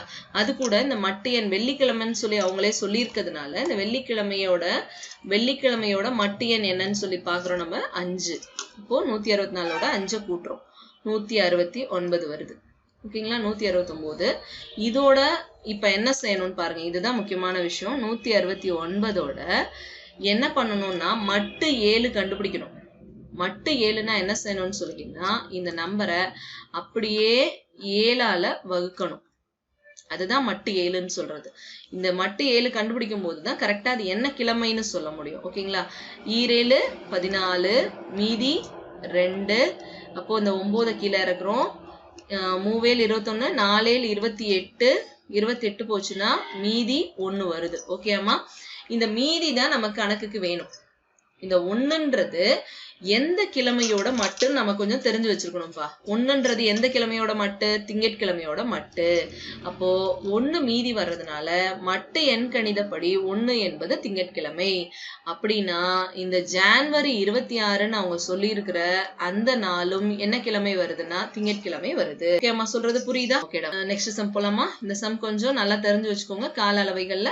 இந்த சமம் புரியலன்னா ஒரு தடவை திரும்பி அந்த கணக்கை போட்டு பாருங்க, வாசிச்சு பாருங்க, ஈஸியா இருக்கும். ஓகேங்களாமா? அடுத்தது உறுப்பினர்களின் எண்ணிக்கை. 2018 2019 2 வருட கொஸ்டின் பேப்பர்லயும் இந்த மாதிரி கணக்குகள் பார்த்தோம். பாருங்க, இந்த வகையிலான வினாக்களுக்கு விடையளிக்க தொடர் விளக்கப்பட முறையினை பயன்படுத்தலாம். அதாவது ஃப்ளோ சார்ட் மெத்தட்னு சொல்லுவாங்க. இதன் மூலம் குடும்ப உறுப்பினர்களின் மொத்த எண்ணிக்கை, ஆண்கள் பெண்கள் எண்ணிக்கை போன்றவற்றை காணலாம். ஓகேங்களா? ஒரு ஃபேமிலியில எத்தனை பேர் இருக்காங்க அப்படின்றத சில கணக்குகள் கொடுத்து உங்களை மாதிரி கணக்கு பாருங்க. ஒரு குடும்பத்தில் குடும்ப தலைவர், அவரது மனைவி, 3 மகன்கள் மற்றும் அவர்களது மனைவியரும் அடங்குவர். மேலும் ஒவ்வொரு மகனுக்கும் 3 குழந்தைகள் உள்ளனர் எனில் அக்குடும்பத்தில் உள்ள உறுப்பினர்களின் எண்ணிக்கை என்ன அப்படின்றாங்க. எப்படி பிரியுது பாருங்களேன். இதுதான் அப்பா, அவங்களுக்கு 3 மகன்கள். ஓகேங்களா? ஒரு அப்பா, இவர் அப்பா, இது அம்மா. ஓகேங்களா? இது அப்பா அம்மா, அவங்களுக்கு 3 மகன்கள், இந்த மகன்கள் 3 பேரும். அடுத்தது இவங்கெல்லாம் வந்துட்டு மருமகள். ஓகேங்களா? 3 மருமகள்கள் இருக்காங்க. ஒவ்வொருத்தருக்கும் 3 பசங்க இருக்காங்க, 3 மகன்கள் இருக்காங்க. அப்படின்னு சொன்னா என்ன கேக்குறாங்க? அந்த குடும்பத்தில் உள்ள உறுப்பினர்களின் எண்ணிக்கை. கவனிங்கப்பா, 1 2 3 4 5 6 7 8. ஓகேங்களா? 8. அதுக்கப்புறமா இங்க 3 9 வந்துருச்சா? 8ஓட 9 கூட்டணும்னா 17. அப்ப மொத்தமா அவங்க வீட்டுல எத்தனை பேர் இருக்காங்களா? 17 பேர் இருக்காங்கன்னு சொல்லிட்டு சொல்றோம். ஓகே, ஃப்ளோ சார்ட் மெத்தட்ல போட்டீங்கன்னா ரொம்பவே ஈஸியா இருக்கும். ஓகேவா? அடுத்தது திசை மற்றும் தூரம். எந்த இடத்தை மையமாக கொண்டு திசை கேட்கப்படுகிறதோ அங்கு கீழே உள்ள படத்தை அப்படியே அதன் மையத்தில் பொருத்தி வினாவிற்கு ஏற்ப திசையை காணலாம். இதாம்மா ரொம்ப முக்கியமான ஒரு விஷயம். நான் எப்பவுமே எங்க ஸ்டூடெண்ட்ஸ்ட தான் சொல்லுவேன். என்ன அப்படின்னு சொல்லி கேட்டீங்கன்னா, இந்த மாதிரி ஒரு திசை எங்கனாலும் நீங்க வரைஞ்சு வச்சுக்கோங்க. இதுதான் ரொம்ப ஈஸி. ஒரு பேப்பர்ல இப்ப நம்ம தெரியாத ஊருக்கே கூட போயிட்டோம்னா இந்த மாதிரி திசை வரைஞ்சுக்கோங்க. வரைஞ்சிட்டு இதை வடக்கு திசைன்னு வச்சுக்கோங்க. அடுத்தது நமக்கு நல்லா தெரியும் சூரியன் உதிக்கிற திசை எந்த ஊருனாலும் சொல்லிடுவாங்க. அப்போ இது வந்துட்டு கிழக்கு திசை, இது மேற்கு, இது தெற்கு. அப்போ நீங்க என்ன செய்யுங்கன்னு சொல்லி கேட்டீங்கன்னா, கிழக்கு திசையை நோக்கி இந்த திசையை அப்படியே திருப்புனீங்க அப்படின்னு சொன்னா, அவங்க எது கிழக்குன்னு சொல்றாங்களோ அதை பார்த்து இதை திருப்புனீங்க அப்படின்னு சொன்னா மிச்ச திசைகள் நம்மளே சொல்லிடலாம். ஓகேங்களா? இந்த பேப்பர் அந்த சைடு திரும்பும் போது கிழக்கு திசை நோக்கிடுச்சுன்னா அப்புறம் அதுக்கு வடக்கு தெற்கு மேற்கெல்லாம் நீங்களே சொல்லிடலாம். அப்படி இல்லை அப்படின்னு சொன்னா, நீங்க இன்னும் வேற ஊருக்கெல்லாம் போயிருந்தீங்க அப்படின்னு சொன்னா கிழக்கு பார்த்து நீங்க உங்களோட கைகளை நீட்டுனீங்கன்னா வலது கை பக்கம் வர்றதுதான் தெற்கு, இடது கை பக்கம் இருக்கிறது வடக்கா இருக்கும். ஓகேங்களாமா? வலது கை பக்கம் தெற்கு திசை வரும். இதை நீங்க ட்ரை பண்ணி பாருங்க. நீங்களே தெரியாத ஊரா இருந்தாலும் நம்மளால ஈஸியா திசைகள் சொல்ல முடியும். சரி, இப்ப நம்ம கணக்குக்கு வந்தோம் அப்படின்னு சொல்லி கேட்டீங்கன்னா என்ன கணக்கு கொடுத்திருக்காங்க? மாதிரி கணக்கு. பிக்கு தென்மேற்கு திசையில் 20 மீட்டர் தூரத்தில் ஏ என்பவரும், பிக்கு தென் கிழக்கில் 20 மீட்டர் தூரத்தில் சி என்பவரும் உள்ளனர் எனில் ஏயிலிருந்து சியின் திசை என்ன அப்படின்னு கேக்குறாங்க. இப்ப நம்ம சென்டர்ல வந்துட்டு பி இருக்கிறதா எடுத்துக்கலாம்டம்மா. இந்த இடத்துல பி இருக்கிறாங்க அப்படின்னு சொன்னா, இங்க பி இருந்தாங்கன்னா அவங்களுக்கு தென்மேற்குன்னா அது இந்த பக்கம் தான், தென்மேற்குன்னா அது இந்த பக்கம், அடுத்தது தென்கிழக்குன்னா அது இந்த சைடு. இப்ப என்ன சொன்னாங்க? பில இருந்து பிக்கு தென்மேற்கு திசையில் 20 மீட்டர் தூரத்துல யார் இருக்காங்கன்னு சொல்லிக்கிட்டா தென்மேற்குல ஏ இருக்கிறாங்களா. அடுத்தது அதே பிக்கு 20 மீட்டர் தூரத்தில் தென்கிழக்கில், இதுவும் 20 மீட்டர் தூரத்துல தென்கிழக்குல சி இருக்கிறாங்க. ஏன்னா ஏயில் இருந்து சியின் திசை. இப்ப ஏயில இருந்து சியின் திசை என்ன அப்படின்னு சொல்லிட்டு கேக்குறாங்க. ஓகேமா? இப்ப நாம இந்த இடத்துல வச்சு பார்க்கும்போது என்ன செய்யறோம் அப்படின்னு சொன்னா, இந்த திசை காட்டி இருக்கு இல்லைங்களா? இந்த போனதுல பார்த்தோம் பாருங்க, இந்த திசை இருக்கு இல்லைங்களா? இதை எடுத்துட்டு வந்து அப்படியே இந்த இடத்துல வைக்கிறோம் அப்படின்னு சொன்னா என்ன ஆகும்னு சொல்லி பாருங்களேன். இதை இங்க வைக்கும் போது இது வந்து வடக்கு திசை, இது தெற்கு திசையா இருந்தால் இது வந்துட்டு என்ன ஆகும்னு சொல்லிக்கிட்டா கண்டிப்பா இது வந்துட்டு கிழக்கு திசையா தான் இருக்கும். இது கிழக்கு திசை வர்றது மேற்கு திசையா இருக்கும். ஓகேங்களா? அப்போ ஏல இருந்து சீக்கான திசை என்ன அப்படின்னு சொல்லி கேட்டீங்கன்னா கிழக்கு திசை அப்படின்றதுதான் இதனுடைய விடை. ஓகேமா? புரியுதா? ஓகேடாமா. அடுத்தது இதுவும் நாம கொஸ்டின் பேப்பர்ல பார்த்த சம் தான், தரவரிசை. ஓகேங்களா? இது நம்ம நிறையவே பார்த்திருக்கோம். தரவரிசை எப்படி போடுறதுன்னு சொல்லிட்டு கவனிங்க. இது மாதிரி கிளாஸ்ல லைன்ல நிக்கிறாங்க. அதுல ஒரு பையன் இந்த இடத்துல இருக்கான். அவனுக்கு முன்னாடி இத்தனை பேர் இருக்காங்க, பின்னாடி இத்தனை பேர் இருக்காங்க அப்படின்னு சொன்னா அந்த பையன் எத்தனாவது இடத்துல இருக்கான், இல்ல அந்த கிளாஸ் ரூம்ல மொத்தம் எத்தனை பேர் இருக்காங்க அப்படின்ற மாதிரி கொஸ்டின்ஸ் கேட்பாங்க. அந்த கொஸ்டின்ஸ்க்கான ஆன்சர் எப்படி வரும் அப்படின்னு சொல்லி கேட்டா, மொத்த எண்ணிக்கை ஈக்குவல் டு இடமிருந்து உள்ள தரம் பிளஸ் வலமிருந்து உள்ள தரம் -1 அப்படின்னு சொல்லணும். அதாவது இப்ப மொத்தமா வந்துட்டு இப்படி கூட வச்சுக்கலாம். இப்படி வரிசையா உட்கார்ந்துருக்காங்கன்னா அந்த மாணவன் இந்த இடத்துல இருக்கான்னா இந்த பக்கத்துல இருந்து எத்தனை பேர் இருக்காங்க, அதே மாதிரி இந்த பக்கத்துல இருந்து எத்தனை பேர் இருக்காங்க, இடமிருந்து எவ்வளவு பேர் இருக்காங்க, அதே மாதிரி வலமிருந்து எத்தனை பேர் இருக்காங்கன்றத சொல்லிடுவாங்க கணக்குலயே. அது ரெண்டையும் கூட்டிக்கணும். அதை ரெண்டையும் கூட்டிட்டு அதுக்கப்புறமே மொத்தத்துல இருந்து ஒன்ன கழிச்சிட்டோம்னா நம்மளோட மொத்த எண்ணிக்கை கிடைச்சிரும். அதே தான் வந்துட்டு மேலிருந்து கீழுக்கும் உள்ளது. அதே மாதிரி ஒரு புறம் இருந்து உள்ள தரம்.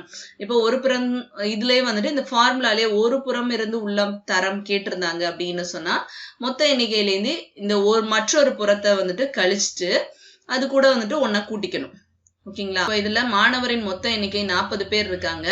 அதுல இந்த இடத்துல மாணவன் இருக்கான். அந்த மாணவன் வந்து எத்தனாவது இடத்துலன்னு சொல்லிக்கிட்டா வலம் இருந்து 15வது இடத்துல இருக்கான் அப்படின்னு சொன்னா அப்போ இடம் இருந்து எத்தனாவது இடத்துல இருக்கான் அப்படின்னு சொல்லிட்டு கேள்வி கேட்பாங்க. அப்ப நம்ம என்ன செய்யணும் அப்படின்னு சொன்னா இந்த ஃபார்முலால இப்ப இததான் நம்மள்ட்ட கேள்வியா கேட்கறாங்க. இடம் இருந்து அவன் எத்தனாவது இடத்துல இருக்கான் அப்படின்னு சொல்லிட்டு கேள்வி கேட்பாங்க. அப்ப நம்ம என்ன செய்யணும் அப்படின்னு சொல்லி கேட்டா இந்த 40ல இருந்து இந்த 15 கழிச்சிடணும். கழிச்சோன்னா என்ன வரும்? 5, 25. 25ஓட என்ன செய்யணும்னு சொல்லி கேட்டீங்கன்னா +1 செய்யணும். 25ஓட கூட்டல் 1 செஞ்சோம்னா அப்ப இடமிருந்து அவன் எத்தனாவது இடத்துல இருப்பான்னு சொல்லி கேட்டா 26வது இடத்துல அந்த மாணவன் இருக்கான் அப்படின்னு சொல்லிட்டு அர்த்தம். ஓகே அம்மா, புரியுதா? சரி, இதைதான் நீங்க இது ரெண்டையும் கூட்டி பாத்தீங்கன்னாலும் 26ஐயும் 15ஐயும் கூட்டி பாத்தீங்கன்னா என்ன வரும்னு சொல்லிக்கிட்டா 11, 41 வரும். அதுல இருந்து ஒண்ணு கழிச்சீங்கன்னா அப்போ மொத்த மாணவர்கள் எண்ணிக்கை 40ன்ற மொத்த எண்ணிக்கையும் கிடைச்சிடும். சோ இது மூணும் வந்துட்டு முக்கியமான ஃபார்முலாஸ்மா, இதை தெரிஞ்சு வச்சுக்கோங்க. இப்போ ஒரு மாதிரி கணக்கு பாருங்க. முனையில் இருந்தும் எண்ணும் போது வரிசையில் நான் 7வது நபர் எனில் வரிசையில் உள்ள மொத்த நபர்களின் எண்ணிக்கை. ஓகேமா? இப்போ ஒரு வரிசையில நிக்கிறோம். வரிசையில நிக்கும் போது இந்த சைட்ல இருந்து என்னாலும் நான் 7வது நபரா இருக்கேன், அதே மாதிரி இந்த சைட்ல இருந்து என்னாலும் நான் 7வது நபரா இருக்கேன் அப்படின்னு சொன்னா மொத்த மாணவர்களின் எண்ணிக்கை என்னன்னு கேக்குறாங்க. அதுக்கு பாருங்களேன் என்ன செஞ்சிருக்கோம்னு சொல்லிட்டு. அப்போ இது என்ன செய்யணும்? இந்த சைட்ல இருந்தும் 7, அதே மாதிரி இந்த சைட்ல இருந்தும் 7, நடுவுல நான் இருக்கேன் அப்படின்னு சொன்னா 7 முதல்ல கூட்டிக்கணும் 14. 14ல இருந்து 1 கழிச்சிட்டோம் அப்படின்னு சொன்னா மொத்த மாணவர்களின் எண்ணிக்கை 13. ஓகே, அப்ப மொத்தமா எத்தனை பேர் இருக்காங்கன்னு சொல்லிக்கிட்டா 13 பேர் இருக்காங்கன்னு சொல்லிட்டு அர்த்தம். ஓகேம்மா, புரியுதா? சரி, அடுத்த கொஸ்டின் பாருங்க. படம் சார்ந்த கணக்குகள். ஒரு சில படங்கள் கொடுத்துருவாங்க, அதுல இருந்து உங்களுக்கு கணக்குகள் கேட்பாங்க. ஏதேனும் ஒரு வடிவத்தை மையப்படுத்தி அதன் உட்புறமும் வெளிப்புறமும் ஏதேனும் ஒரு பொது விதியின்படி எண்கள் குறிக்கப்பட்டிருக்கும். அந்த பொது விதியினை கண்டறிந்து 2வது படத்தில் பொது விதியினை உறுதிப்படுத்தி பின் வினாவுக்கான படத்தில் அப்போது விதியினை பயன்படுத்தி தீர்வு காணல். இப்ப ஏதாவது ஒரு வடிவம் வரைஞ்சு அந்த வடிவத்தோட வெளியில எண்கள் கொடுத்துருவாங்க. இந்த எண்களுக்குள்ளார ஏதாவது ஒரு தொடர்பு இருக்கும். அது என்ன தொடர்புன்னு கண்டறிஞ்சு அதே தொடர்பு தான் இதுல இருக்கான்னு சொல்லி பார்க்கணும். அதே தொடர்பை இந்த இடத்துல பயன்படுத்தி விடை கண்டுபிடிக்கணும். அவ்வளவுதான். இப்ப பாருங்களேன், இந்த இடத்துல என்ன ஆயிருக்கு அப்படின்னு சொல்லி கேட்டீங்கன்னா 3 ஸ்கொயர் பண்ணோம்னா 9 வருது. அதே மாதிரி 4 ஸ்கொயர் பண்ணோம்னா 16 வருது. இது ரெண்டையும் கூட்டினோம்னா 16 + 9 தான் வந்துட்டு என்ன வருதுன்னு சொல்லிக்கிட்டா 25 இருக்கு. ஓகேவா? இது மாதிரி ஒரு தொடர்பு இருக்குமான்ட்டு இந்த இடத்துல டெஸ்ட் பண்ணி பாருங்க. ஓகே, இப்ப அதே மாதிரி இங்க என்ன செய்யணும்? 3 ஸ்கொயர் பண்ணா 9, அடுத்தது 2 ஸ்கொயர் பண்ணா 4, 9ஐயும் 4ஐயும் கூட்டினா 13 வருது. ஓகேங்களா? அதே மாதிரிதான் இப்ப இந்த இடத்துல சேர்க்கணும். 4 ஸ்கொயர் பண்ணோம்னா 16, 2 ஸ்கொயர் பண்ணோம்னா 4. அப்போ 16ஐயும் 4ஐயும் கூட்டினோம்னா இந்த இடத்துல கண்டிப்பா 20 தான் வரும் விடை அப்படின்னு சொல்லிட்டு சொல்லிடுறோம். ஓகேங்களா? இதுக்கான ஆன்சர் இங்க போட்டிருப்போம் பாருங்க. படம் 1ல வந்து அதுக்கான பொது விதி என்ன அப்படின்னு சொல்லி பார்த்தோன்னா, படம் 1னா 4 ஸ்கொயரையும் 3 ஸ்கொயரையும் கூட்டினா 16 + 9 25. அதே மாதிரி படம் 2ல 3 ஸ்கொயரையும் 2 ஸ்கொயரையும் கூட்டினோம்னா 13 வருது. படம் 3லயும் அதே மாதிரி செஞ்சோம் அப்படின்னு சொல்லி கேட்டீங்கன்னா 20 வந்துடும். ஓகேம்மா, புரியுதா? இதுதான் இதுக்கான விடை. ஓகேம்மா, அடுத்தது இது வந்துட்டு பகடை கணக்குகள். ரொம்ப முக்கியமான கணக்குகள் தான் இதுவும். தரப்பட்டுள்ள பகடையின் 2 நிலைகளில் பொதுவாக உள்ள எண்ணை தேர்வு செய்து அதன் எதிர்பக்கத்தில் அமையக்கூடிய எண்ணை காண வேண்டும். அதன் மூலம் தரப்பட்ட வினாவிற்கு தீர்வு காணலாம். ஓகேங்களா? இப்ப பாருங்க, இது ஒரு பகடை. ஒரு பகடையின் இரு வெவ்வேறான நிலைகள் படத்தில் காட்டப்பட்டுள்ளது. இங்கு 1 எதிர்பக்கம் அமையும் எண் எது? 1 எதிர்பக்கம் எந்த எண் வரும்னு சொல்லி கேக்குறாங்க. இப்போ இந்த 2 1 5 இருக்கு, இங்க 2 6 3 இருக்கு. இப்போ நான் இதுல ஏற்கனவே என்ன சொல்லியிருக்கேன் அப்படின்னு சொல்லி கேட்டீங்கன்னா, பழைய கணக்கு பாத்தீங்கன்னா தெரியும். அப்படியே இதை வந்துட்டு கிளாக் வைஸ் ரொட்டேஷன்ல எழுதிக்கோங்க. அதாவது கடிகார திசையில அப்படியே எழுதிக்கோங்க. எப்படி எழுதணும்னா என்ன வரும்? 2, அடுத்தது 1, அப்புறம் 5 வரும். ஓகேங்களா? அடுத்து என்ன வரும்? இங்க அதே மாதிரி கிளாக் வைஸ்ல எழுதணும்னா 2 6 3. ஓகேங்களா? அது கீழே எழுதிக்கணும். இப்போ எழுதிட்டு இதுல என்ன செய்யணும்னு சொல்லி கேட்டீங்கன்னா, 2க்கு வந்துட்டு அது அப்புறமா பார்ப்போம். 1 எதிர்பக்கம் 6, 5 எதிர்பக்கம் 3 வருது. இதுல இல்லாத எண் எதுன்னு சொல்லி பாத்தீங்கன்னா 1 2 3 5 6 வந்துச்சு. அப்போ 2ஓட எதிர்பக்கம் என்னவா இருக்கும்னா 4 இருக்கும். ஓகேங்களா? இதுதான் இதனுடைய எதிர்பக்கம். 6 எதிர்பக்கம் 1, 1 எதிர்பக்கம் 6 அப்படின்னு வரும்.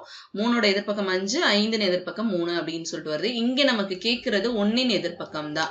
அப்போ 1ஓட எதிர்பக்கம் என்னவா இருக்கும்னு சொல்லி கேட்டீங்கன்னா கண்டிப்பா இந்த 6 தான் ஆன்சர். பாருங்க, இந்த மாதிரி இதை நம்ம என்ன செய்யணும்னு சொல்லி கேட்டீங்கன்னா, இப்ப நான் சொன்னேன் இல்லைங்களா, இந்த மாதிரி கிளாக் வைஸும் ஆன்டி கிளாக் வைஸும் நீங்க வரிசையா எழுதிட்டீங்கன்னா எழுதுனதுக்கு அப்புறமா அதோட எதிர்பக்கம் ரொம்ப ஈஸியா கண்டுபிடிச்சிடலாம். ஓகேமா? ட்ரை பண்ணி பாருங்க, ஈஸியா இருக்கும். பரந்த கணக்குகள்.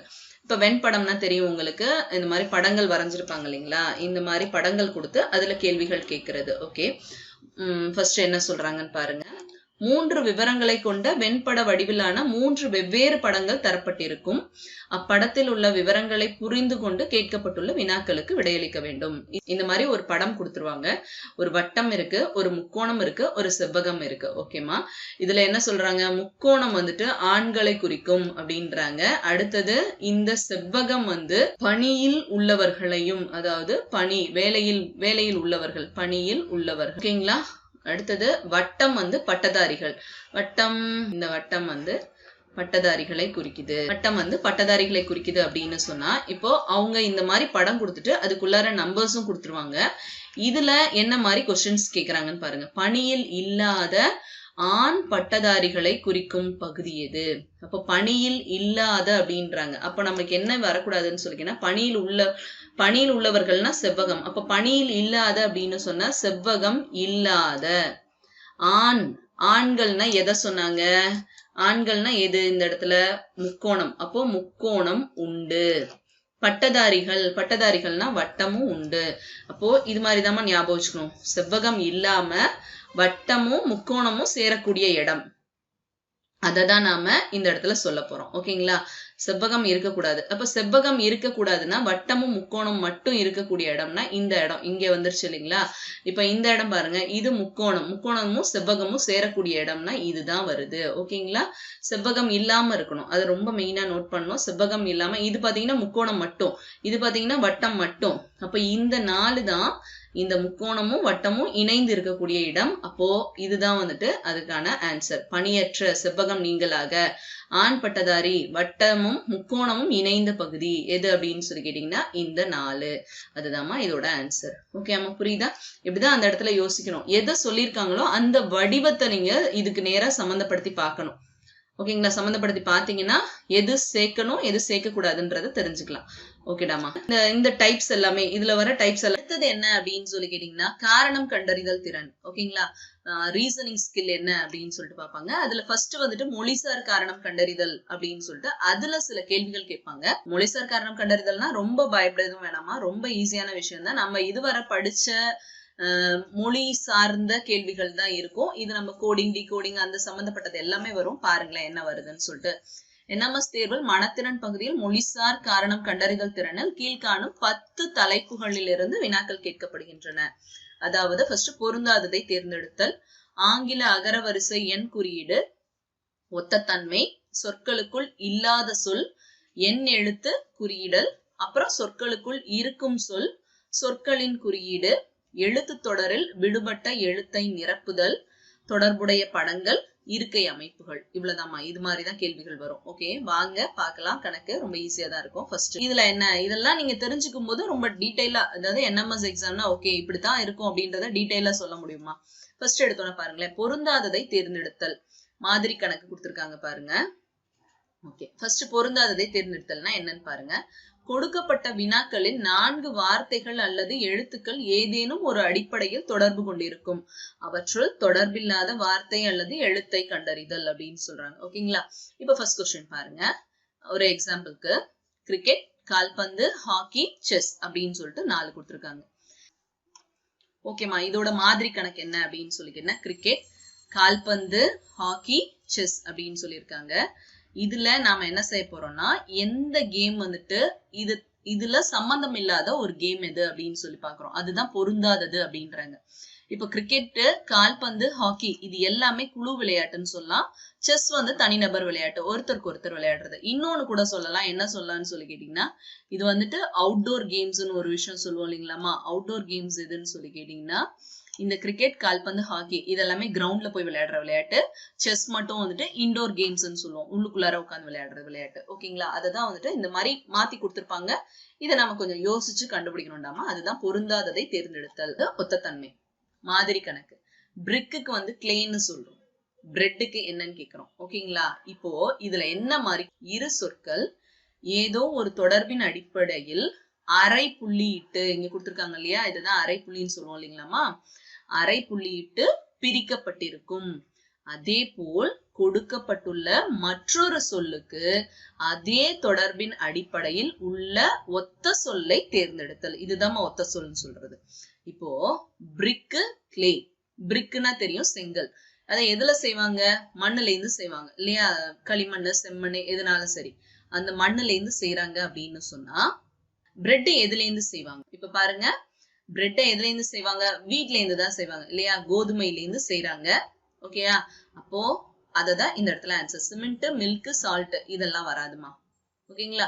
மெயினான பொருள் எது? அததான் இந்த இடத்துல சொல்லணும்.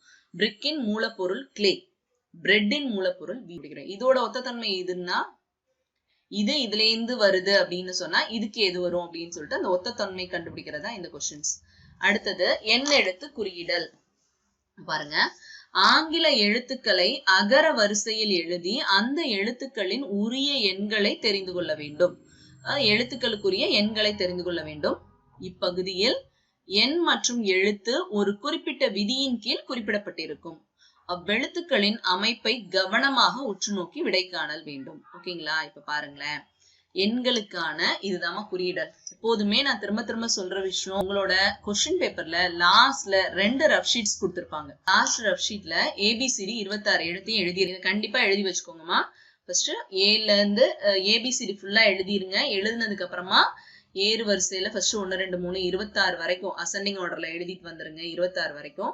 அப்புறம் இசட்ல இருந்து 1 2 3 இப்படி கீழே பார்த்து 1 2 3 போட்டு வந்துருங்க. அப்போ 2 சைடும் நமக்கு நம்பர் தெரியணும். டினா ஏறு வரிசையில 4, இறங்கு வரிசையில 23 அப்படின்றது நமக்கு தெரியணும். ஓகேங்களா?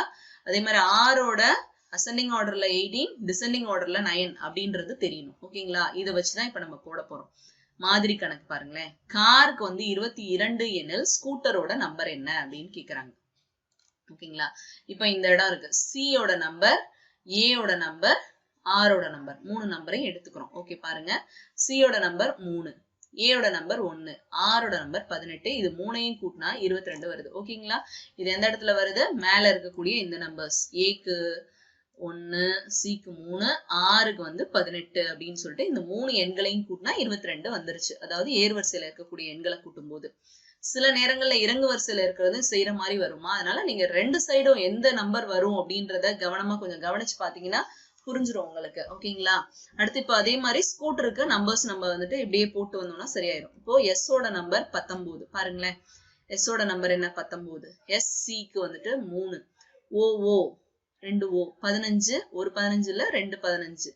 அடுத்த டீக்கோட நம்பர் 20, ஈக்கு வந்து 5, ஆறுக்கு வந்து என்ன நம்பர் வருது? 18. ஓகேங்களா? ஆறுக்கு வந்து 18. இது எல்லாத்தையும் சேர்த்து ஆட் பண்ணோம்னா 95 வருது.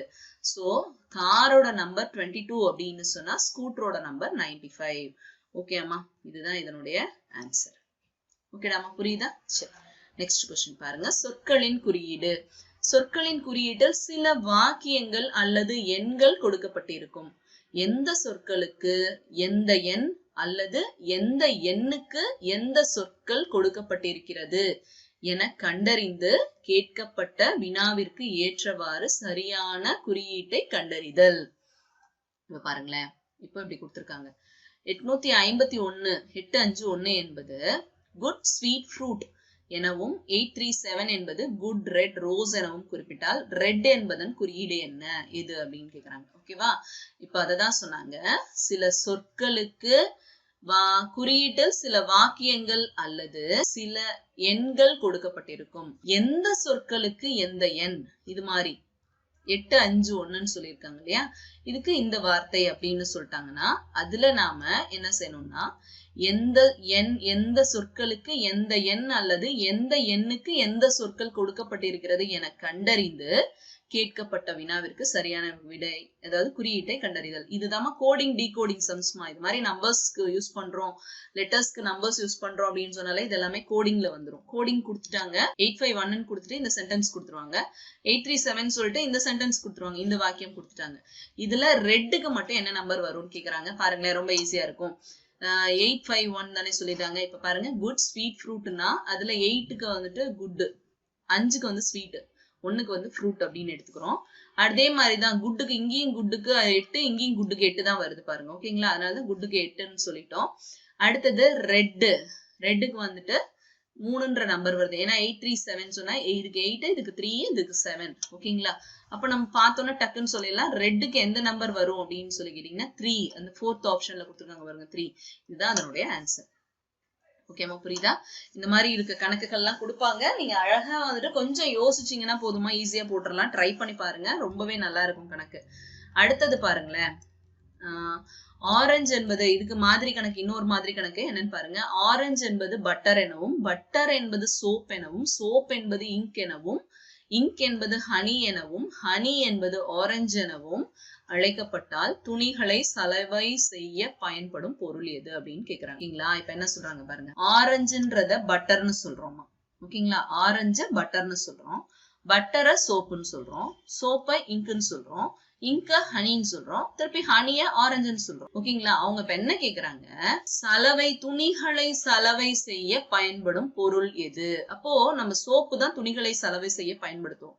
சோப்பை நாம என்னன்னு சொல்றோம்? இங்க்னு சொல்றோம். ஓகேங்களா? சோப்பை என்னன்னு சொல்றோம்? இங்க்னு சொல்றோம் இல்லைங்களா? அதான் இந்த இடத்துல எழுதியிருக்காங்க. சோப் என்பது இங்க் எனவும், அப்ப சோப்பை இங்க்னு சொல்றதுனால அப்போ இங்க் தான் நமக்கான துணியை சலவை செய்ய பயன்படும் பொருள் அப்படின்னு சொன்னா இதுதான் வந்துட்டு இங்க் அப்படின்னு சொல்லிட்டு ஆன்சர் குறிக்கணும்.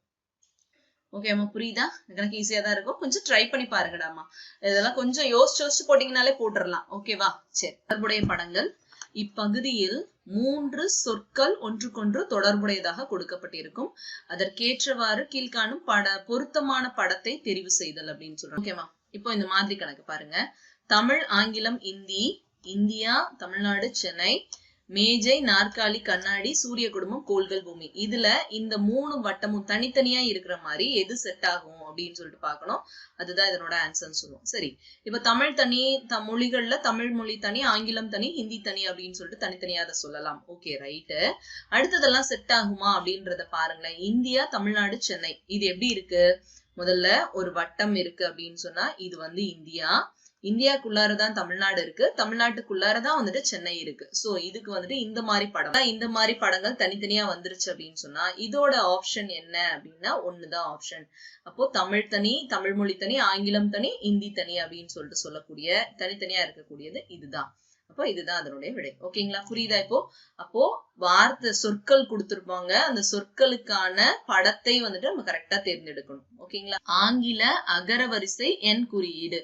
கொடுக்கப்பட்டுள்ள வார்த்தைகளை ஆங்கில அகர வரிசையில் வரிசைப்படுத்தி விடையினை கண்டறிதல். முதல் எழுத்து ஒரே எழுத்தாக இருப்பின் அடுத்தடுத்த எழுத்தை வரிசைப்படுத்தி விடையினை கண்டறிதல். இந்த டிக்ஷனரியில பார்ப்போம் இல்லைங்களாமா, அந்த மாதிரிதாம்மா இதுல நம்ம இப்ப பார்க்க போறோம். ஓகேங்களா? இப்போ சில வார்த்தைகள் கொடுத்திருப்பாங்க. இப்ப பாருங்களேன், ஏரோப்ளேன், டாக், செல், பால் அப்படின்னு சொல்லிட்டு இருக்கு. இப்போ ஃபர்ஸ்ட் இத வந்துட்டு இதுக்கான வரிசை நீங்க படுத்திட்டு அதுல எது சரியானதோன்னு சொல்லிட்டு இது 4ல நம்ம ஒண்ணு சூஸ் பண்ணணும். இப்ப பாருங்களேன், ஏ, அடுத்தது பி, அப்புறம் சி, அப்புறம் டி வரணும் இல்லைங்களா? ABCDன்னு சொல்லிட்டு தான் வரணும். ஓகேவா? அதுதானே. ஃபர்ஸ்ட் ஏன்ற எழுத்துல ஆரம்பிக்கிற வார்த்தை எதுவோ அதை முதல்ல எழுதிக்கணும். இங்க பாருங்களேன், எழுதியிருப்பாங்க ஏரோப்ளேன், ஏல ஆரம்பிக்கிறது. அடுத்து பி வந்து பால், சி வந்து செல், அடுத்து டி வந்து டாக். அப்போ ஏரோப்ளேனோட நம்பர் என்ன? ஏ. அப்போ ஆப்ஷன் என்ன இது? இது வந்து ஏன்னு சொல்றோம். அடுத்து பால் வந்துட்டு D-ல கொடுத்துருக்காங்க. செல்லுன்றது C-ல கொடுத்துருக்காங்க. டாக்ன்றது B-ல கொடுத்துருக்காங்க. அப்போ இது எப்படி எந்த ஆர்டர்ல வரணும் அப்படின்னு சொல்லி பாத்தீங்கன்னா A D C B அப்படின்றது இங்க எங்க இருக்குன்னு சொல்லி பாருங்க. அதுதான் இதனுடைய விடை. ADCB இங்க இருக்கு. ஓகேங்களா? ADCB. அப்போ ஃபர்ஸ்ட் ஆப்ஷன் தான் இதனுடைய விடை. அதுதான் இதனுடைய விடைன்னு சொல்றோம். ஓகேங்களா? புரியுதா? இந்த மாதிரி சரி முதல் எழுத்து ஒன்னாவே இருக்கு. இப்போ 2 வார்த்தைகள் கொடுத்திருக்காங்க. ஃபர்ஸ்ட் ஒன்னு வந்துட்டு ஏர்னு சொல்லியிருக்காங்க, அடுத்தது வந்துட்டு ஆப்பிள்னு சொல்லியிருக்காங்க அப்படின்னு சொன்னா இந்த 2 வார்த்தைகள்லயும் ஃபர்ஸ்ட் முதல் எழுத்து ஒன்னா இருக்கு. அப்ப நம்ம என்ன செய்யறது? அப்ப எதை வந்துட்டு முதல்ல வைக்கிறது அப்படின்னு சொல்லி பாத்தீங்கன்னா ஃபர்ஸ்ட் எழுத்தை விட்டுருங்க. ஓகேங்களா? ஃபர்ஸ்ட் எழுத்து அப்படியே இருக்கட்டும் ரெண்டுத்துக்குமே. இதுல எது வந்துட்டு அடுத்த 2வது எழுத்தை பாருங்க. I இருக்கு, P இருக்கு. ஆல்பபெட்டிக்கல் ஆர்டர் படி எது முதல்ல வரும்? IJKLMNOP. I தான் முதல்ல வரும், அப்புறம் தான் P வரும். அப்போ ஏர் தான் ஃபர்ஸ்ட் எழுதணும். ஆப்ஷன்ல ஃபர்ஸ்ட் வரணும். அதுக்கு அடுத்தது தான் ஆப்பிள் வரும். ஓகேமா? புரியுதா? ஏர் ஆப்பிள்ல ஃபர்ஸ்ட் ஏர் வரும், அடுத்தது ஆப்பிள் வரும். அந்த மாதிரி சொல்லுவோம். ஓகேங்களா? முதல் எழுத்து ஒரே எழுத்தாக இருப்பின் அடுத்தடுத்த எழுத்தை வரிசைப்படுத்தி விடையினை கண்டறிதல். சரி 2வது எழுத்து ஒரே மாதிரி இருந்துச்சுன்னா 3வது எழுத்தை பார்க்கணும். அந்த மாதிரி இதை கொண்டு போயிடணும். ஓகேங்களா? புரியுதா? சரி அடுத்தது பார்ப்போம். சொற்களுக்குள் இல்லாத சொல் எது அப்படின்னு சொல்லிட்டு பார்க்கணும். ஏதேனும் ஒரு ஆங்கில சொல் கொடுக்கப்பட்டிருக்கும்.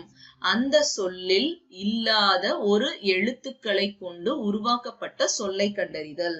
இப்ப பாருங்களேன், அட்வர்டைஸ்மெண்ட் அப்படின்னு சொல்லிட்டு ஒரு வார்த்தை கொடுத்துட்டாங்க. இதுல 4 வார்த்தைகள் ஆப்ஷன்ஸ்ல கொடுத்துருக்காங்க. டீஸ், டைம், ரைஸ், நெவர் அப்படின்னு சொல்லிட்டு கொடுத்துருக்காங்க. இப்போ இதுல இருக்க எழுத்துக்களை பயன்படுத்தி எல்லா வார்த்தைகளையும் அமைச்சிருந்தாங்கன்னா அது சரியான விடை. ஆனா என்ன சொல்றாங்க? அந்த சொல்லில் இல்லாத ஒரு சில எழுத்துக்கள். அப்போ இந்த வார்த்தையில இல்லாத ஒரு சில எழுத்துக்களை பயன்படுத்தி ஏதாவது வார்த்தை அமைச்சிருக்காங்களான்னு நம்ம பார்க்கணும். அததான் நம்ம சொற்களுக்குள் இல்லாத சொல் எதுன்னா அததான் கண்டுபிடிப்போம். பாருங்களேன், இப்ப டீஸ், TEASE பாருங்க. டி இருக்கு, ஏஇ இருக்கு, ஏ இருக்கு, எஸ் இருக்கு, இ இருக்கு. டீஸ்ன்ற வார்த்தை அப்போ இதுல இருந்துதான் எடுத்திருக்கிறாங்க. அடுத்து டைம்ன்றது TIME. இங்க டி இருக்கு, ஐ இருக்கு, எம் இருக்கு, இ இருக்கு. Okay right. அடுத்து ரைஸ், RICE வந்திருக்கு. ஆர் இருக்கு, ஐ இருக்கு, பட் ஆனா இங்க சி மிஸ்ஸிங் இல்லைங்களா? சி இல்ல. அப்போ இந்த வார்த்தை இல்லாம இருக்கு. அடுத்ததை பாத்துருங்க. நெவர் இருக்கு. Never, NEVER. என் இருக்கா? என்ன இருக்கு? இ இருக்கு, VER. நெவரும் இருக்கு. அப்போ எல்லாமே இந்த 3 வார்த்தைகளும் இருக்கு. ரைஸ்ன்றதுல சி மட்டும் இல்லாத எழுத்தை கொண்டு அமைத்த வார்த்தை. அப்போ இதுதான் வந்துட்டு இதற்கான விடை. டைம், டீஸ், நெவர் இது 3ம் அட்வர்டைஸ்மெண்ட் என்ற சொல்லில் இருந்து உருவாக்கப்பட்டுள்ளது. ரைஸ் என்ற சொல் அட்வர்டைஸ்மெண்ட் என்ற சொல்லில் இருந்து உருவாக்கப்படவில்லை. அதனால அதுதான் வந்துட்டு விடை. ஓகேமா? புரியுதா? இதுதான் சொற்களுக்குள் இல்லாத சொல் அப்படின்னு சொன்னா இதுதான். ஓகேவாமா? அடுத்தது சொற்களுக்குள் இருக்கும் சொல். ஏதேனும் ஒரு ஆங்கில சொல் கொடுக்கப்பட்டிருக்கும். அந்த சொல்லில் இருக்கும் எழுத்துக்களை மட்டும் கொண்டு உருவாக்கப்பட்ட சொல்லை கண்டறிதல். ஓகேங்களா? இது சொற்களுக்குள் இல்லாத சொல் எதுன்னு சொல்லிட்டு பார்த்து கண்டுபிடிக்கிறோம். ஓகேங்களா? இது வந்து சொற்களுக்குள் இருக்கும் சொல்லதான் பார்க்கணும். காம்பினேஷன். ஓகேங்களா? காம்பினேஷன் மாதிரி கணக்கு. இப்படி ஒரு வார்த்தை கொடுத்துருவாங்க காம்பினேஷன். அதுக்கு கீழே 4 ஆப்ஷன் கொடுத்துருவாங்க. இந்த மாதிரி அதுக்குள்ள கொடுத்துருப்பாங்க. சொற்களுக்குள் இருக்கும் சொல்லை கண்டுபிடி அப்படின்றாங்க. இப்போ COME அப்படின்னு சொன்னா COME இருக்கு, COM இருக்கு, ஆனா இ மிஸ்ஸிங். அடுத்தது நேஷன் பாருங்க. நேஷன் இங்க இதுல இருந்து தான் எடுத்திருக்காங்க. அடுத்து காஷன், CAUTION. CAUவே மிஸ் ஆகுது இல்லைங்களா? இந்த இடத்துல U வரல, இந்த இடத்துல இ இல்ல. ஓகேவா? இது இல்லாத எழுத்துல இருந்து உருவாக்கப்பட்ட வார்த்தை. அடுத்தது பாருங்க NOTE. இதுலயும் பாத்தீங்கன்னா NOT இருக்கு, NOT இருக்கு, பட் ஆனா இ மிஸ்ஸிங் இல்லைங்களா? இ இல்லாத எழுத்து. அப்போ எது வந்துட்டு இருக்க எழுத்துக்களை மட்டும் கொண்டு அமைக்கப்பட்டதுன்னா இந்த நேஷன் மட்டும்தான். சோ அதுதான் இதனுடைய விடை. ஓகேங்களாமா? புரியுதா? இப்போ சொற்களுக்குள் இருக்கும் சொல்லுனா எப்படின்னு சொல்லிட்டு தெரியுதா? ஓகேடாமா? இதுதான் கம், காஷன், நோட் இது 3ம் காம்பினேஷன் என்ற சொல்லிலிருந்து உருவாக்கப்படவில்லை. நேஷன் காம்பினேஷன் என்ற சொல்லிலிருந்து உருவாக்கப்பட்டுள்ளது. சோ அதுதான் இதுக்கான ஆன்சர். ஓகேமா? இதுதான் சொற்களுக்குள் இருக்கும் சொல். இது வந்து சொற்களுக்குள் இல்லாத சொல். ஓகேமா? இந்த வித்தியாசம் தெரியணும் நமக்கு. ஓகேமா? எப்பவுமே கொஸ்டின் ஒரு 2 தடவைக்கு 3 தடவை நல்லா படிச்சு பார்த்து செய்யுங்க. ஈஸியா இருக்கும். ஓகேடாமா? எழுத்து தொடரில் விடுபட்ட எழுத்தை நிரப்புதல். எழுத்துக்கள் வரிசையாக எழுதப்பட்டிருக்கும். அடுத்தடுத்து வரும் எழுத்துக்கள் ஏதேனும் ஒரு வரிசை அடிப்படையில் எழுதப்பட்டு இருக்கும். எழுத்துத் தொடரில் பல எழுத்துக்கள் முதலிலோ இடையிலோ இறுதியிலோ விடுபட்டிருக்கும். ஓகேவா? விடுபட்டிருக்கும். அந்த எழுத்துத் தொடரில் கொடுக்கப்பட்ட பிற எழுத்துக்களுடன் தொடர்பு படுத்தி விடுபட்ட எழுத்துக்களை கண்டறிதல். ஓகேவா? இப்போ எழுத்துக்கள் வரிசையா இங்க கொடுத்திருக்காங்க பாருங்க. இதுல கம்மா எல்லாம் போட மாட்டாங்க, ஜஸ்ட் இப்படியே கொடுத்துருவாங்க. எம், அப்புறம் இந்த இடத்துல ஒரு எழுத்து வரணும், அடுத்து என், அப்புறம் ஒரு கோடு, அப்புறம் 2 என், அப்புறம் எம், அப்புறம் ஒரு கோடு, ஒரு என், எம், அப்புறம் 2 கோடு கொடுத்துருக்காங்க. அப்ப நம்ம மொத்தமா எத்தனை எழுத்துக்களை கண்டுபிடிக்க போறோம்? இங்க 1 2 3 4 5. அதுக்கான ஆப்ஷன் தான் கீழே கொடுத்துருக்காங்க. 5 எழுத்துக்கள் கொடுத்துருக்காங்க. 1 2 3 4 5. ஓகேமா? இப்ப நமக்கு இது எந்த ஆர்டர்ல கொடுத்துருக்காங்க அப்படின்றத தெரிஞ்சுக்கணும். ஓகேங்களா? அதுதான் இதுல முக்கியம். எழுத்துக்கள் வரிசையாக எழுதப்பட்டிருக்கும். அடுத்தடுத்து வரும் எழுத்துக்கள் ஏதேனும் ஒரு வரிசை அடிப்படையில் எழுதப்பட்டிருக்கும். இப்போ எம்என்னா டீச்சர் எம்என்ஏ தான் எல்லாத்துலயும் கொடுப்பாங்களா அப்படின்னு சொன்னா அப்படிலாம் இல்லாம ஆல்பபெட்ஸ்ல எதை வேணா யூஸ் பண்ணிக்கலாம். ஏபி யூஸ் பண்ணுவாங்க, மோஸ்ட்லி ஏபி யூஸ் பண்ணுவாங்க, எம்என் யூஸ் பண்ணுவாங்க, இல்ல சம்டைம்ஸ் XY கூட யூஸ் பண்ணுவாங்க. எது வேணா யூஸ் பண்ணுவாங்கடாமா. அதுல நாம என்ன செய்றோம், இந்த இடத்துல என்ன மாதிரி ஃப்ரேம் ஒர்க் பண்ணிருக்காங்க அப்படின்னு சொல்லிட்டு பாருங்க. MNN MNN MNN MNN அப்படின்னு சொல்லிட்டு அமைச்சிருக்காங்கன்னு சொல்றாங்க. இப்ப பாருங்களேன், எம், அடுத்தது இங்க ஒரு எண்ண போட்டு பாருங்க, MNN. அடுத்து இங்க பாருங்க, இங்க ஒரு எம்ம போடுங்க, MNN வந்துருது. அடுத்து எம், அடுத்து ஒரு எண்ண போட்டு பாருங்க, NN. அடுத்து எம், இங்க 2 என். ஓகேவா? அப்ப என்ன வரும்? NMNNN. ஒரு என் ஒரு எம். எங்க வருது? என் எம் இங்க இல்ல, இங்க இருக்கு பாருங்க. ஒரு என் ஒரு எம், அப்புறமா 3 என். சோ தேர்ட் ஆப்ஷன் தான் இதனோட விடை. ஓகேங்களா? இதே மாதிரி தான் வருமா அப்படின்னு சொல்லிக்கினா கண்டிப்பா அப்படிலாம் இல்லடாமா, எப்படி வேணா மாறி வரும். இந்த மாதிரி ஆர்டர்ல கூட சில டைம்ஸ் வருமா. எப்படி அப்படின்னு சொல்லி கேட்டீங்கன்னா MN, அடுத்து என்ன வரும்? MM, NN, அடுத்தது என்ன இருக்கும்? MMM, அடுத்தது NNN. இப்படி ஃபர்ஸ்ட் 1 1 இருக்கும், அடுத்து 2 2 இருக்கும், 3 3 இருக்கும். எப்படி வேணா ஆர்டர்ல அவங்க கொடுக்கலாம். சரிங்களா? ஆனா நம்ம அந்த இடத்துல நீங்க கெஸ் பண்ணி சரியான விடைய கண்டுபிடிச்சு பாருங்க. இதுக்குமே நான் என்ன சொல்வேன்னு சொல்லிக்கிட்டேன்னா, ஆப்ஷன்ல இருந்து ஆன்சருக்கு போய் பாருங்க. இந்த இடத்துல M போட்டுட்டு MMN அப்படின்னு MMN இருக்கு. அடுத்ததுல திருப்பி N வரும். இந்த மாதிரி ஆப்ஷனை இந்த இடத்துல வச்சு பாத்தீங்கன்னா அது சரியான ஆர்டரா, ஏதாவது ஒரு ஆர்டர் ப்ராப்பரான ஆர்டர் வந்துச்சுன்னா உங்களுக்கு ஆன்சர் சரியா இருக்குமா? ஆர்டர் சரியா வருதான்னு சொல்லிட்டு அதுல கூட போய் நீங்க செக் பண்ணிக்கலாம். ஆப்ஷன்ஸ்ல இருந்து ஆன்சர் கண்டுபிடிச்சிருங்க, ட்ரை பண்ணுங்க. ஓகே அம்மா, புரியுதா? சரி, நெக்ஸ்ட் சம் போலாமாடா. அடுத்தது இருக்கை அமைப்புகள். இருக்கை அமைப்புகள் வரிசையில் அமர வைத்து வலமிருந்து இடமாகவோ இடமிருந்து வலமாகவோ கொடுக்கப்பட்டு குறிப்பிட்ட பொருள் அல்லது நபர் எத்தனையாவது இடத்தில் இருக்கிறார் என காணல். ஓகேமா? இருக்கை அமைப்புகள்ன்ற கணக்கு வேற, தரவரிசைன்ற கணக்கு வேறடாமா. அதனால ஞாபகம் வச்சுக்கோங்க. இருக்கை அமைப்புகள் அப்படின்னு சொன்னா ஏதாவது ஒரு வகையில அமர வச்சிருவாங்க. ஓகேங்களா? அந்த மாதிரி கணக்குகள் கொடுப்பாங்க. இப்ப ABCDE, இப்போ இத பாருங்களேன், ABCDEF ஆகியோர் வட்ட வடிவில் அமர்ந்துள்ளனர். B ஆனவர் F மற்றும் C க்கு இடையிலும், A ஆனவர் E மற்றும் D க்கு இடையிலும், F ஆனவர் D க்கு இடது பக்கத்திலும் அமர்ந்துள்ளனர் எனில் கீழ்காணும் வினாவுக்கு விடையளி அப்படின்றாங்க. ஓகேங்களா? இப்ப நாம இதுக்கான விடைய பாருங்க. இந்த மாதிரி ரவுண்டா வட்ட வடிவுல உட்கார வச்சிருக்காங்கன்றத முதல்ல மனசுல வச்சுக்கோங்க. வட்ட வடிவில் அமர்ந்துள்ளனர் அப்படின்னு சொன்னா ஒரு வட்ட வடிவுல நாமளே ஒரு வட்டம் வரைஞ்சுக்குவோம். ஒரு வட்ட வடிவுல அமர்ந்துள்ளனர் அப்படின்னு சொன்னா இதுல நாம என்ன செய்ய போறோம்? ABCDEF 6 பேரையும் உட்கார வைக்க போறோம். இதுல என்ன சொல்றாங்க? B ஆனவர் F க்கும் C க்கும். அப்ப B எங்க இருக்கணும்னு சொல்லி கேட்டீங்கன்னா நல்லா பாத்துக்கோங்க, F க்கும் C க்கும் இடையில. அப்ப இங்க F வரணும், இங்க C வரணும். இவங்க 2 பேருக்கும் நடுவுல B வரணும். அடுத்து என்ன சொல்லுவாங்க? A ஆனவர் E மற்றும் D க்கு. A எங்க வரணும்?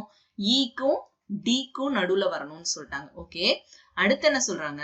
ஆனா அடுத்தது என்ன சொல்றாங்க? F ஆனவர் D க்கு இடது பக்கத்திலும் அமர்ந்துள்ளனர். அப்ப D இங்க இருக்கா? D யோட ரைட் லெஃப்ட் நமக்கு தெரியும்பா. எது லெஃப்ட்? இந்த சைடு லெஃப்ட், இந்த சைடு ரைட். ஓகேங்களா?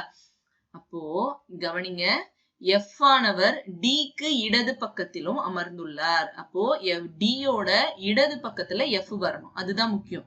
இப்போ டி இருக்கு அப்படின்னு சொன்னா டியோட இடது பக்கத்துல இந்த இடத்துல எஃப் வரணும். இதுதான் இடது பக்கம் இல்லைங்களா? நல்லா தெரியும்ல நமக்கு.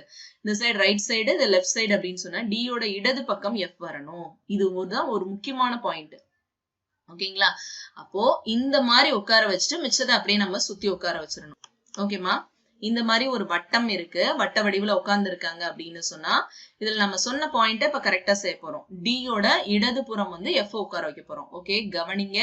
இங்க டி உட்கார்ந்து இருக்காங்க அப்படின்னு சொன்னா டியோட இடது புறம்னா இதுதான். அப்போ இந்த இடத்துல யாரு உட்கார போறான்னா எஃப். ஓகேங்களா? இது இவங்களை உட்கார வச்சுட்டு அதுக்கப்புறம் சுத்தி இருக்கவங்கள உட்கார வச்சிடலாம். இப்ப என்ன செய்யணும்?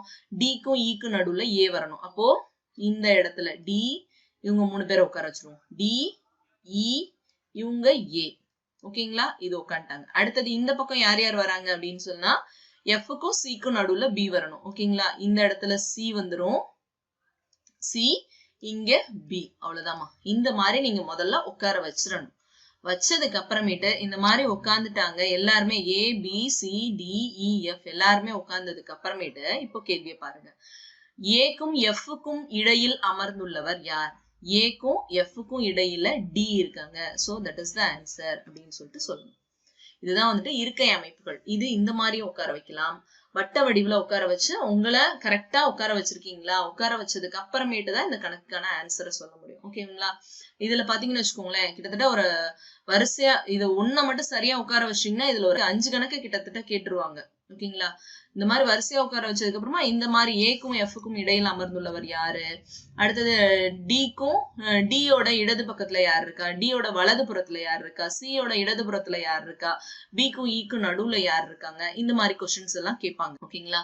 அதை நாம சரியா சொல்லணும். ஓகே, இப்ப பாருங்களேன். இப்ப நான் இந்த இடத்துல இந்த மாதிரி சொன்னேன் இல்லையா? இப்ப இங்க என்ன பண்ணிருக்காங்க பாரு, டிக்கு இடதுபுறம். ஓகேங்களா? இதுதானே டியோட இடதுபுறம். டியோட இது வலதுபுறம், இது இடதுபுறம். லெஃப்ட் சைடு வந்துட்டு யாரு உட்கார்ந்துருக்கா? எஃப். அப்போ எஃப்க்கும் சிக்கும் நடுவுல பி, டிக்கும் ஈக்கும் நடுவுல ஏ. இது மாதிரி உட்கார வச்சுட்டு அதுக்கப்புறம் கேட்ட கொஸ்டினுக்கு ஆன்சர் பண்ணுமா? ஓகேங்களா? சூப்பரா இருக்கும் கொஸ்டின். கொஞ்சம் ட்ரை பண்ணி பாருங்க. அருமையா. கிட்டத்தட்ட இந்த 10 வகையான கணக்குகள்ல இது மட்டும்தான் வருமா அப்படின்னு சொன்னா மோஸ்ட்லி இதுல இந்தாண்டாமா கேட்பாங்க.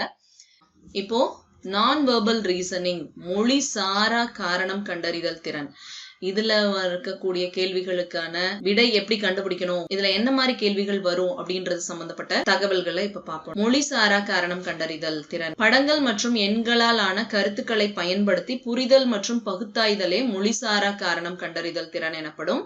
கீழ்காணும் 10 தலைப்புகளிலிருந்து வினாக்கள் கேட்கப்படுகின்றன. ஓகேங்களா? படங்கள் மற்றும் எண்களால் ஆன கருத்துக்களை பயன்படுத்தி புரிதல் மற்றும் பகுத்தாய்தல். ஓகேங்களா? புரிந்து போடுறீங்களா, கரெக்டா ரீசனிங் பண்றீங்களா அப்படின்றதா இதுல ஃபர்ஸ்ட் என்னென்ன தலைப்பு வருதுன்னு பாருங்க. பட நகர்வு, தொடர்ச்சியான மாற்றம், பட ஒப்புமை, வடிவங்கள் சார்ந்த பட இணைப்பு, கண்ணாடி பிம்பம் மற்றும் நீர்பிம்பம், படத்தில் உள்ள விடுபட்ட பகுதியை நிரப்புதல், மறைந்துள்ள உருவங்கள், பொருத்தமற்ற படத்தை தெரிவு செய்தல், வடிவியல் உருவங்கள், கனசதுரம். ஓகேமா? இது சார்ந்த கணக்குகள் எல்லாமே வரும். கொடுக்கப்பட்டுள்ள படத்தில் ஒரு பகுதியோ அல்லது முழு பகுதியும் கடிகார முள் நகரும் திசை அல்லது எதிர் திசையில் நகரும். இந்த அமைப்பை அடிப்படையாக கொண்டு 4வது படத்தை கண்டறிதல். ஓகேமா? இதுதான் ரொம்ப முக்கியம். Clockwise, anti clockwise. ஒண்ணு அந்த படம் வந்துட்டு இந்த வரிசையில தான் வந்துட்டு கடிகார முள் சுத்துற மாதிரி இந்த திசையில அது வந்துட்டு மாறிக்கிட்டே அடுத்தடுத்த படங்கள் மாறிக்கிட்டே வரும்.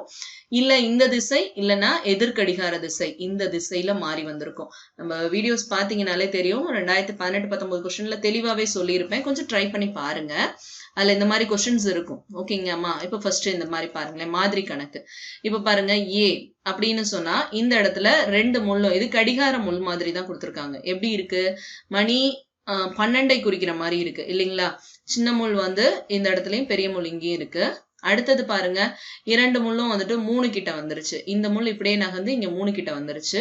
அடுத்தது 2 ஒன்னாயிருச்சு. அடுத்து என்ன வரும் அப்படின்னு சொல்லிட்டு கேக்குறாங்க. இப்ப எப்படி நகர்ந்துட்டு வருது அப்படின்னு சொல்லி கேட்டீங்கன்னா, இந்த முள்ளு இது அதே இடத்துலதான் இருக்கு. இந்த முள் மட்டும் தான் நகர்ந்துட்டு இருக்குது. இது வந்து எதிர்கடிகார திசையில நகருது. அப்ப என்ன ஆகும்னு சொல்லி கேட்டீங்கன்னா என்ன மாதிரி மாறுது?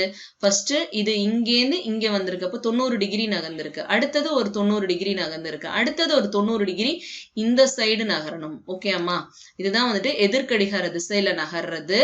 எதிர்கடிகார திசையில கரெக்டா 90 டிகிரி வச்சு நகருது. ஓகேங்களா? ஃபர்ஸ்ட் இது இங்கேருந்து இங்க வந்திருக்கு அப்படின்னு சொன்னா இந்த இடத்துல இருந்து இந்த இடத்துக்கு வந்திருக்கு, அப்ப 90 டிகிரி.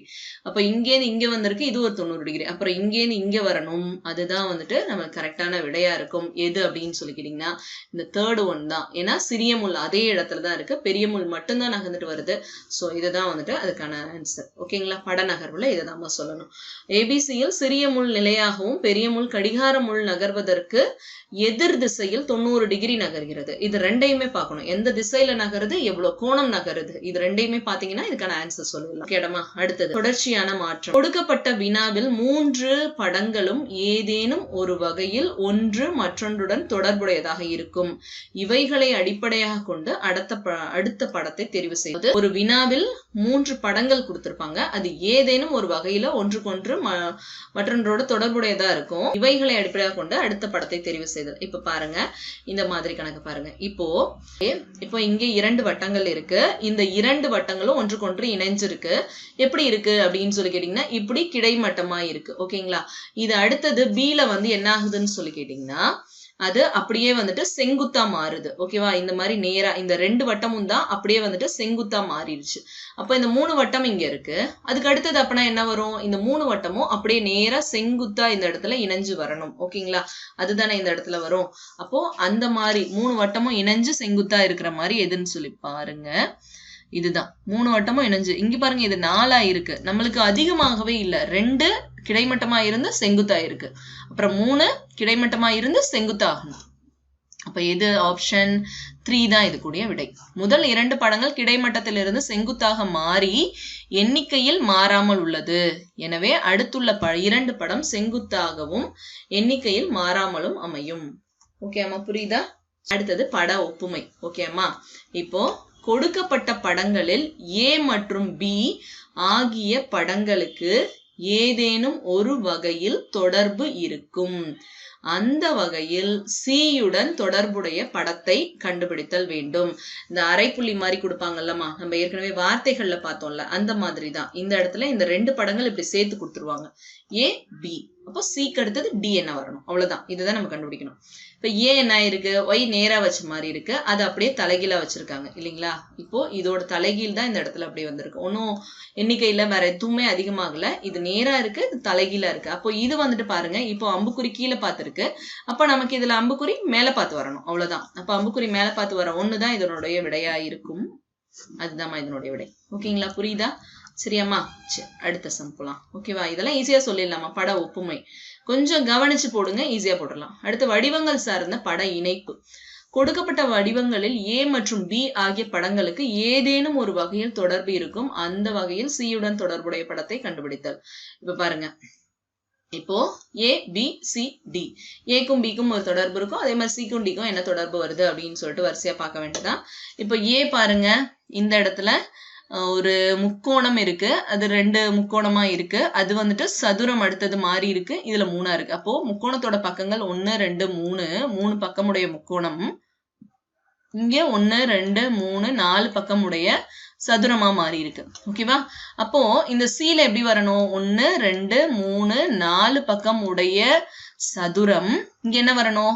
5 பக்கம் கொண்ட ஒரு ஐங்கோண வடிவத்துக்கு வந்துடணும். ஓகேங்களா? ஐங்கோண வடிவம் இங்க எங்க இருக்கு பாருங்க. இதுல ஃபுல்லா பினிஷே ஆகல. இது பாருங்க, 1, 2, 3, 4, 5 ஐங்கோணம் வந்துருச்சு. இங்க பாத்தீங்கன்னா 1, 2, 3, 4, 5, 6 இது அருங்கோணம். அப்போ ஐங்கோண வடிவத்துல இருக்கிறது இந்த 3. ஓகேங்களா? அப்போ இதுதான் அதனுடைய விடை. ஓகேங்களா? தீர்வு வந்துட்டு 3. படம் A = 3 பக்கம். படம் B-ல 4 பக்கம் ஆயிருக்கு. படம் C வந்துட்டு 4 பக்கம் இருக்குன்னா படம் D வந்துட்டு 5 பக்கம் கொண்டதா இருக்கணும். ஓகே அம்மா, புரியுதா? ஈஸியா இருக்கலாம் அந்த சம்ம. ஓகே, வாங்க அடுத்தது பார்ப்போம். கண்ணாடி பிம்பம் மற்றும் நீர்பிம்பம். கொடுக்கப்பட்ட எண்கள், எழுத்து, சொல், படம் ஆகியவற்றை கண்ணாடியில் மற்றும் நீரில் வைத்து பார்த்தால் எவ்வாறு தோற்றமளிக்கும் என்பதை கொடுக்கப்பட்ட தெளிவுகளில் இருந்து கண்டுபிடிக்க வேண்டும். ஓகே, ஆப்ஷன்ஸ் கொடுத்துருவாங்க. ஓகேமா, இப்போ மிரர் இமேஜ் இது கண்டுபிடிக்கணும். ஓகே, இப்போ இந்த மாதிரி படங்கள்ல என்ன செய்வாங்க அப்படின்னு சொல்லி கேட்டீங்கன்னா, படங்கள் கொடுத்துட்டாங்கனாலே ஓகேங்களா, இந்த மாதிரி ஒரு லைன் போட்டு அந்த லைன்ல இந்த மாதிரி கோடு போட்டுருவாங்க. இந்த மாதிரி கோடு போட்டாங்கனால என்ன அர்த்தம்னு சொல்லிக்கினா இந்த படத்துடைய கண்ணாடி பிம்பத்தை தான் நம்ம கண்டுபிடிக்கணும் அப்படின்னு சொல்லி அர்த்தம். இது கேள்வி, இதுக்கான ஆப்ஷன்ஸ் இங்க கொடுத்துருவாங்க. கேள்வி நல்லா பாத்துக்கோங்க, கேள்வி கொடுத்துருவாங்க, அதுக்கான ஆப்ஷன்ஸ் இங்க பக்கத்துல கொடுத்துருவாங்க. ஓகேங்களா? எப்படின்னு சொல்லி கேட்டீங்கன்னா இந்த மாதிரி ஒரு படம் கொடுத்துட்டு அதனுடைய கண்ணாடி இந்த இடத்துல வரைஞ்சிருப்பாங்க. சம்டைம்ஸ் இது கொடுப்பாங்க, இல்ல கொடுக்காமலும் விடுவாங்க. இந்த படம் கொடுத்துட்டாங்கன்னா அதுக்கு 4 ஆப்ஷன் இங்க கொடுத்துட்டாங்கன்னா இதனுடைய கண்ணாடி பிம்பம் எதுன்னு சொல்லிட்டு கண்டுபிடிக்க போறோம். இந்த மாதிரி கேள்வியும் கேட்டுருவாங்க. அப்ப நம்ம என்ன செய்யணும்னு சொல்லி கேட்டீங்கன்னா இந்த போட்டோவோட கண்ணாடி பிம்பம் பார்க்க போறோம். அதாவது ஒரு செல்ஃபி எடுக்கும்போது, போன்ல செல்ஃபி எடுக்கும்போது என்ன ஆகும், அந்த மாதிரி லெஃப்ட் ரைட் ஆகும், ரைட் லெஃப்ட் ஆகும் இல்லைங்களா? அதுதான் வந்துட்டு இந்த இடத்துல நாம செய்ய போறோம். எப்படி இந்த சைடு இருக்கக்கூடிய, நீங்க அதை மட்டும் ஞாபகம் வச்சுக்கோங்கம்மா, லெஃப்ட் ரைட். அப்போ லெஃப்ட்ல இருக்கிறது ரைட்டுக்கு வரணும், ரைட்ல இருக்கிறது லெஃப்ட்டுக்கு போகணும். அப்ப இது ஒரு பாதியா வச்சுக்கோங்க. இது இந்த சைடு வந்துடும், அப்படியே இந்த சைடு வரும். ஓகேங்களா? இங்க இருக்கிறது இங்க வரும். அப்ப படம் எங்க வந்துரும், இந்த 2 இடத்துல வரும். அப்போ அப்படிதானேமா, இந்த 2 இடத்துல 1 2 3 4 வச்சுங்களா, 2லயும் 4லயும் வரும். அப்ப எங்க வரும், இந்த இடத்துல பாருங்க. ஆனா இந்த 3வது படத்துல கீழே இங்க இருக்கிற இந்த கோடு மிஸ் ஆகுது. ஓகேங்களா? இந்த கோடு இந்த இடத்துல இல்ல. அப்போ அடுத்ததை பாருங்க, இதுலயும் அந்த கோடு மிஸ் ஆகுது. ஓகேங்களா? அப்போ 1 பாருங்க, கரெக்டா வந்திருக்கு, எல்லா கோடுமே இருக்கு, 2லயும் 4லயும் கரெக்டா. அந்த 4ஆ பிரிச்சோம்னா 2லயும் 4லயும் வந்திருக்கு. இதுதான் அதனுடைய ஆன்சர். ஓகேமா? நான் இதுக்கு ஏற்கனவே என்ன சொல்லியிருக்கேன் அப்படின்னு சொல்லி கேட்டீங்கன்னா, நம்ம லாஸ்ட் வீடியோ பாத்தீங்கன்னா உங்களுக்கு தெரியும். அதுல என்ன சொல்லியிருப்பேன்னு சொல்லிக்கிட்டீங்கன்னா, ஒர்க் ஷீட்ல அதாவது கொஸ்டின் பேப்பர் கொடுப்பாங்க இல்லைங்களா, கொஸ்டின் பேப்பர்ல லாஸ்ட் 2 பேஜஸ் ஃப்ரீயா இருக்கும். அந்த பேஜ்ல நீங்க என்ன செய்யுங்கன்னு சொல்லிக்கிட்டீங்கன்னா இதே ஃபிகரை அப்படியே வரைங்க. ஒரு இடத்துல இதே மாதிரியே அப்படியே வரைஞ்சிட்டு என்ன பண்ணுங்க, இந்த மாதிரியே அப்படியே இந்த படத்தை பார்த்து அப்படியே வரைங்க. இந்த மாதிரி இப்படியே வரைங்கிறீங்களா, இதை வரைஞ்சிட்டு அதுக்கப்புறம் என்ன செய்யுங்க, அப்படியே திருப்பினீங்க அப்படின்னு சொன்னா பின்னாடி பக்கம் ஒரு இமேஜ் இருக்கும் இல்லைங்களா, அந்த இமேஜ் தான் இதுக்கான ஆன்சரா இருக்கும். ஓகேயா? இதுதான் வந்துட்டு கண்ணாடி. இது மாதிரி ஒரு லெட்டர் நம்பர்ஸ் எல்லாம் சேர்ந்து கொடுத்துருவாங்க. இதனுடைய மிரர் இமேஜ் என்னன்னு சொல்லிட்டு கேட்பாங்க. நல்லா கவனிங்கம்மா. என்ன சொல்லியிருக்கேன், ரைட்ல இருக்கிறது லெஃப்ட்ல போயிடும், லெஃப்ட்ல இருக்கிறது ரைட்ல வந்துரும்னு சொன்னேன் இல்லைங்களா. இந்த போட்டோவே அப்படியே மாறி இருக்கும் இல்லைங்களா, அந்த மாதிரி மாத்தணும். ஓகேயா? அப்ப என்ன செய்யணும், ஃபர்ஸ்ட் எடுத்தோன்னே இந்த வந்துட்டு இந்த வார்த்தைய அப்படியே நீங்க எல்லாமே இந்த லெட்டர்ஸ் அப்படியே என்ன செய்யுங்கன்னு சொல்லிக்கிட்டீங்கன்னா உங்களோட ஆன்சர் ஷீட்டோட லாஸ்ட் பேஜ்ல எழுதுங்க. எழுதிட்டு அப்படியே திருப்பினீங்கன்னு வச்சுக்கோங்களேன், என்ன ஆயிரும்னு சொல்லிக்கிட்டீங்கன்னா இந்த 3 அப்படியே இங்க வந்துரும். ஓகேங்களா? கண்டிப்பா இடம் மாறி இருக்கும். ரைட்ல இருக்கிறது லெஃப்ட்ல வந்துரும், லெஃப்ட்ல இருக்கிறது ரைட்டுக்கு போகும். ஓகேங்களா? அப்போ இந்த இடத்துல என்ன மாதிரி வரும் அப்படின்னு சொன்னீங்கன்னா, இப்போ இங்க இருக்க இது இந்த பக்கம் போயிரும், இது இந்த பக்கம் வந்துரும். அப்போ எப்படி வரும், 3. அடுத்தது இந்த G வந்துட்டு லெஃப்ட்ல இந்த பக்கம் இருக்கா, அப்போ இந்த மாதிரி G. அடுத்தது M மாறாது, அது அப்படியே தான் வரும். அடுத்தது Wவும் மாறாது, அதுவும் அப்படியே தான் வரும். 4 ஆனா எப்படி வந்துரும், இந்த சைடு இருக்க 4 இங்க வந்துரும். ஓகேங்களா? இப்படி வரும் 4. அடுத்தது 5 எப்படி வரும் அப்படின்னு சொல்லி கேட்டீங்கன்னா அந்த சைடு இருக்க 5 இந்த பக்கம் பார்த்து வந்துரும். அடுத்தது N வந்துட்டு இப்படி இருக்க N இந்த ரைட்ல இருந்து ஆரம்பிக்கிறது இப்ப லெஃப்ட்ல இருந்து ஆரம்பிக்கணும், சாரி லெஃப்ட்ல இருந்து ஆரம்பிக்கிறது இங்க ரைட்ல இருந்து ஆரம்பிக்கணும். ஏ மாறாது, அப்படியே தாமா வந்துரும். இதுதான் இதனுடைய ஆன்சரா இருக்கும். ஓகேவா? இதுதான் இதனுடைய ஆன்சர் டாமா. எப்படி 3 இப்ப பாருங்க, எல்லாத்துக்குமே ரைட் லெஃப்ட் தான் ஞாபகம் வச்சுக்கணும். ஓகேவா? நீங்க அதுக்கு தான் ரொம்ப ஈஸியா லாஸ்ட் ஷீட்ல எழுதி திருப்பி பாருங்க. சரியா? இதை ட்ரை பண்ணி பாருங்க. அடுத்த சம், வாட்டர் இமேஜ். இந்த மாதிரி ஒரு படம் கொடுத்துட்டு இதனுடைய நீர்பிம்பம் எது அப்படின்னு சொல்லிட்டு கேட்பாங்க. ஓகேமா? இதுக்கு என்ன செய்யணும் அப்படின்னா தலைகீழா மாறணும். கீழே இருக்கிறது மேலையும் மேல இருக்கிறது கீழையும் வரணும். ஓகேவா? அந்த மாதிரி வரணும். வாட்டர் இமேஜ் அப்படித்தானேமா மாறும், கீழே இருக்கிறது மேல போயிரும், மேல இருக்கிறது கீழே வரணும். இதுதான் வந்துட்டு வாட்டர் இமேஜ்க்கு சொல்லணும். இப்ப பாருங்களேன், அதுக்கான ஆன்சர் என்ன வருதுன்னு பாருங்க. இப்போ இந்த படம் எடுத்துக்கோங்களேன். இந்த படத்தை பாத்தீங்கன்னா ஃபர்ஸ்ட் இங்க மேல இருக்கிற கோடு அப்படியே வந்துட்டு கீழே வந்துரும். ஓகேங்களா? இந்த ஸ்ட்ரைப்ஸ் போட்டிருக்காங்க பாருங்க, கட்டம் போட்ட கோடு என்ன ஆகும்னு சொல்லிக்கிட்டா இந்த சைட் கீழே வந்துரும். சரி, அப்ப கீழே இருக்கிறது எங்க போயிரும், மேல போயிரும். ஓகேங்களா? அப்போ கீழே இருக்கிறது மேல போயிரும், மேல இருக்கிறது கீழே வந்துரும். அவ்வளவுதான். இதுதான் வந்துட்டு வாட்டர் இமேஜ்ல சொல்லணும். சரிமா? இதுக்கு கொடுக்குற வாட்டர் இமேஜ்க்கு என்ன டிப்பு கொடுப்பேன் அப்படின்னு சொல்லிக்கிட்டீங்கன்னா அதே புக்லெட்ல இந்த மாதிரி ஒரு படத்தை வரைங்க. வரைஞ்சிட்டு பின்னாடி பக்கம் இமேஜை திருப்பிடுங்க. எந்த இடத்துல வந்துட்டு அதோட அச்சு தெரியும்ல, அச்சு தெரிகிறத பாருங்க. அச்சை நீங்க என்ன பண்ணுங்கன்னு சொல்லிக்கின்னா அப்படியே தலைகீழா திருப்புங்க. தலைகீழா திருப்பினீங்கன்னா இது வந்துட்டு உங்களுக்கான விடையா இருக்கும். சரியா சொல்றது புரியுதாமா? ஒரு 2-3 கணக்கு நீங்க நோட்ல போட்டு பிராக்டிஸ் பண்ணிக்கோங்க. ரொம்ப ஈஸியா. படத்தில் உள்ள விடுபட்ட பகுதியை நிரப்புதல் ரொம்ப ஈஸியா இருக்குமா? கொடுக்கப்பட்ட படத்தின் ஒரு பகுதி விடுபட்டிருக்கும், மாற்று விடைகளில் இருந்து விடுபட்ட பகுதியை கண்டறிதல். ஓகேமா? இப்ப கணக்கு இந்த மாதிரி கொடுத்துருவாங்க. இந்த இடத்துல என்ன வரணும் அப்படின்னு சொல்லிட்டு கேட்பாங்க. இப்ப கவனிங்க. ஃபர்ஸ்ட் குவார்டரா எடுத்து நம்ம 4 கால் பகுதியா பிரிச்சுக்கோங்க. பிரிச்சுக்கிட்டு அதை பாருங்கம்மா, ஈஸியா இருக்கும். 1 2 3 4 இப்படி வச்சுக்கோங்க. இது 1, இது 2, இது 3, இது 4வது என்ன வரும்னு சொல்லிட்டு பார்ப்போம். இப்ப கவனிங்க. ஃபர்ஸ்ட் என்ன ஆகுதுன்னு சொல்லி கேட்டீங்கன்னா, இதுல இந்தம் இருக்கு. ஓகே, ஒரு சதுரம், அந்த சதுரத்துக்குள்ளார இன்னொன்னு சாய் சதுர வடிவுல இன்னொரு சதுரம் இருக்கு. ஓகேமா? இத 4ஆ பிரிச்சிருக்கிறாங்க. இதுக்குள்ளார என்னதுன்னு சொல்லி கேட்டீங்கன்னா 4 வட்டம் இருக்கு. இந்த வட்டத்தை மட்டும் இப்ப வச்சு பார்ப்போமா? வட்டம் வந்துட்டு இங்க அரை வட்டம் மேல ஷேட் ஆயிருக்கு. அதுக்கப்புறம் ஓகேமா, இந்த இடத்துல பாருங்க. இப்போ இந்த வந்துட்டு ஃபர்ஸ்ட் அரை வட்டம் எங்க ஆயிருக்கு அப்படின்னு சொல்லி கேட்டீங்கன்னா மேல வந்துருச்சு. ஓகேவா? இது ஃபர்ஸ்ட் இங்கே, அடுத்து எங்க வருது அப்படின்னு சொன்னா இந்த பகுதியில வந்துருச்சு. அடுத்தது எங்க வருதுன்னு சொல்லி கேட்டீங்கன்னா கீழே வந்துருச்சு. அடுத்து நமக்கு எங்க வரணும் அப்படின்னு சொல்லி கேட்டீங்கன்னா இந்த சைட்ல ஷேடாகி வரணும். ஓகேங்களா? புரியுதா? 1, அடுத்தது இங்க 2, அடுத்தது இங்க 3, இங்க 4. இது வந்துட்டு இந்த கிளாக் வைஸ் ரொட்டேஷன்ல அரை வட்டம் ஷேட் ஆயிட்டே வந்திருக்கு. அப்போ இந்த பகுதி தான் நமக்கு வேணும். ஓகேங்களா? இந்த பகுதி எங்க ஷேடாகி வந்திருக்குன்னு சொல்லிட்டு பாருங்க. இப்போ இந்த 4வது பகுதியை மட்டும் எடுத்துக்கோங்க. இதுல கோடு இந்த இடத்துல வந்துருது. அப்போ இங்க வட்டம் வரணும். வட்டத்துல எங்க கோடு வரணும்? இந்த சைடு கோடு போட்டு இங்கதான் வந்துட்டு ஷேடாகி இந்த மாதிரி வட்டம் எங்க இருக்குன்னு சொல்லி பாருங்க. அதுதான் இதுக்கான ஆப்ஷன். சைட்ல ஷேடா இருக்குது ஒண்ணுதான். அப்போ இதுதான் இதனுடைய விடை. ஓகே அம்மா, புரியுதா? மிச்சதெல்லாம் வேற இடத்துல ஷேடா இருக்கு பாருங்க. அப்போ படத்தின் உள்ளே இருக்கும் வட்டத்தின் நிழலிடப்பட்ட பகுதி கடிகார முள்ளோட்ட திசையில் 90 டிகிரியில் சுழல்கிறது. ஓகேவா? கரெக்டா 90 டிகிரியில் எப்படி பார்த்துட்டு வந்தீங்கன்னா அதுக்கான விடை சொல்லிடலாம். ஓகேமா? எந்த திசை எவ்வளவு கோணம் இதை மட்டும் பாருங்க, சரியா சொல்லிடலாம்டா. அடுத்தது மறைந்துள்ள உருவங்கள். கொடுக்கப்பட்ட ஒரு படத்தின் பகுதியானது எந்த படத்துடன் பொருந்தும் என்பதை கண்டறிதல் வேண்டும். ஓகேங்களா? இப்போ இந்த மாதிரி ஒரு படம் கொடுத்துட்டாங்க. இது ஒரு படம். இது எதுல இருக்கு, எந்த இடத்துல சரியா வருது? படத்தின் ஒரு பகுதியை கொடுக்கப்பட்ட மாற்று விடையுடன் பொருத்தி சரியான பகுதியை கண்டறிய வேண்டும். இதை எந்த இடத்துல வருது அப்படின்னு சொல்லி பாருங்க. ஃபர்ஸ்ட் படம் இதுவும் பாருங்க சம்மந்தமே இல்லாம இருக்கு. நடுவுல இங்க கோடு வரணும். அடுத்தது இது பாருங்க, இதுல வந்துட்டு இந்த இடத்துலயே கோடு வந்துருச்சு. ஆனா இங்க தூரமா தள்ளி போட்டிருக்கிறாங்க. அடுத்தது பாருங்க, இங்க வந்துட்டு இந்த சைடு கோடே இல்ல. அடுத்ததுல பாருங்க, இதுலதான் வந்துட்டு இந்த வடிவத்தை எடுத்துட்டு போய் வச்சோம் அப்படின்னு சொன்னா இதுலதான் பொருந்தும். ஓகேங்களா? இதை எடுத்துட்டு போய் வச்சோம்னா பொருந்தாது, இதுலயும் பொருந்தாது, இதுலயும் பொருந்தாது. ஆனா 4th பாருங்க, இந்த படத்தை அப்படியே இங்க எடுத்துட்டு வந்து வைக்கிறோம் அப்படின்னு சொன்னா இது என்ன ஆகும்? கரெக்டா இந்த இடத்தோட அப்படியே பொருந்தும். அப்போ இதனுடைய 4வது தான் இதனுடைய தீர்வா இருக்கும். ஓகேமா? படத்தின் ஒரு பகுதியை கொடுக்கப்பட்ட மாற்று உடையுடன் பொருத்தி சரியான பகுதியை கண்டறிதல் வேண்டும். ஓகேமா? அடுத்தது பொருத்தமற்ற படத்தை கண்டுபிடிக்க. கொடுக்கப்பட்ட படம், எண்கள், எழுத்துக்கள் ஆகியவற்றில் ஏதேனும் ஒன்று மற்றவற்றில் இருந்து மாறுபட்டு இருப்பதை கண்டறிதல். இப்ப மாதிரி கணக்கு அப்புறம் ஒரு முக்கோணம், அப்புறம் ஒரு சதுரம், ஒரு எம்னு கொடுத்துருக்காங்க. என்னடா அது எப்படி கொடுத்துருக்காங்க அப்படின்னு சொல்லிட்டு யோசிக்காதீங்க. இது மூடிய வடிவங்கள் அந்த மாதிரி எல்லாம் கொடுக்கல. அவங்க என்ன சொல்லியிருக்காங்கன்னா கோடுகளை எண்ணி பாருங்க அப்படின்றாங்க. இப்போ இதுல ஒரு கோடு, இது 2வது கோடு, இது 3வது கோடு, அடுத்தது இந்த ஒரு பெரிய கோடு, மொத்தமா 4 கோடு. ஓகேங்களா?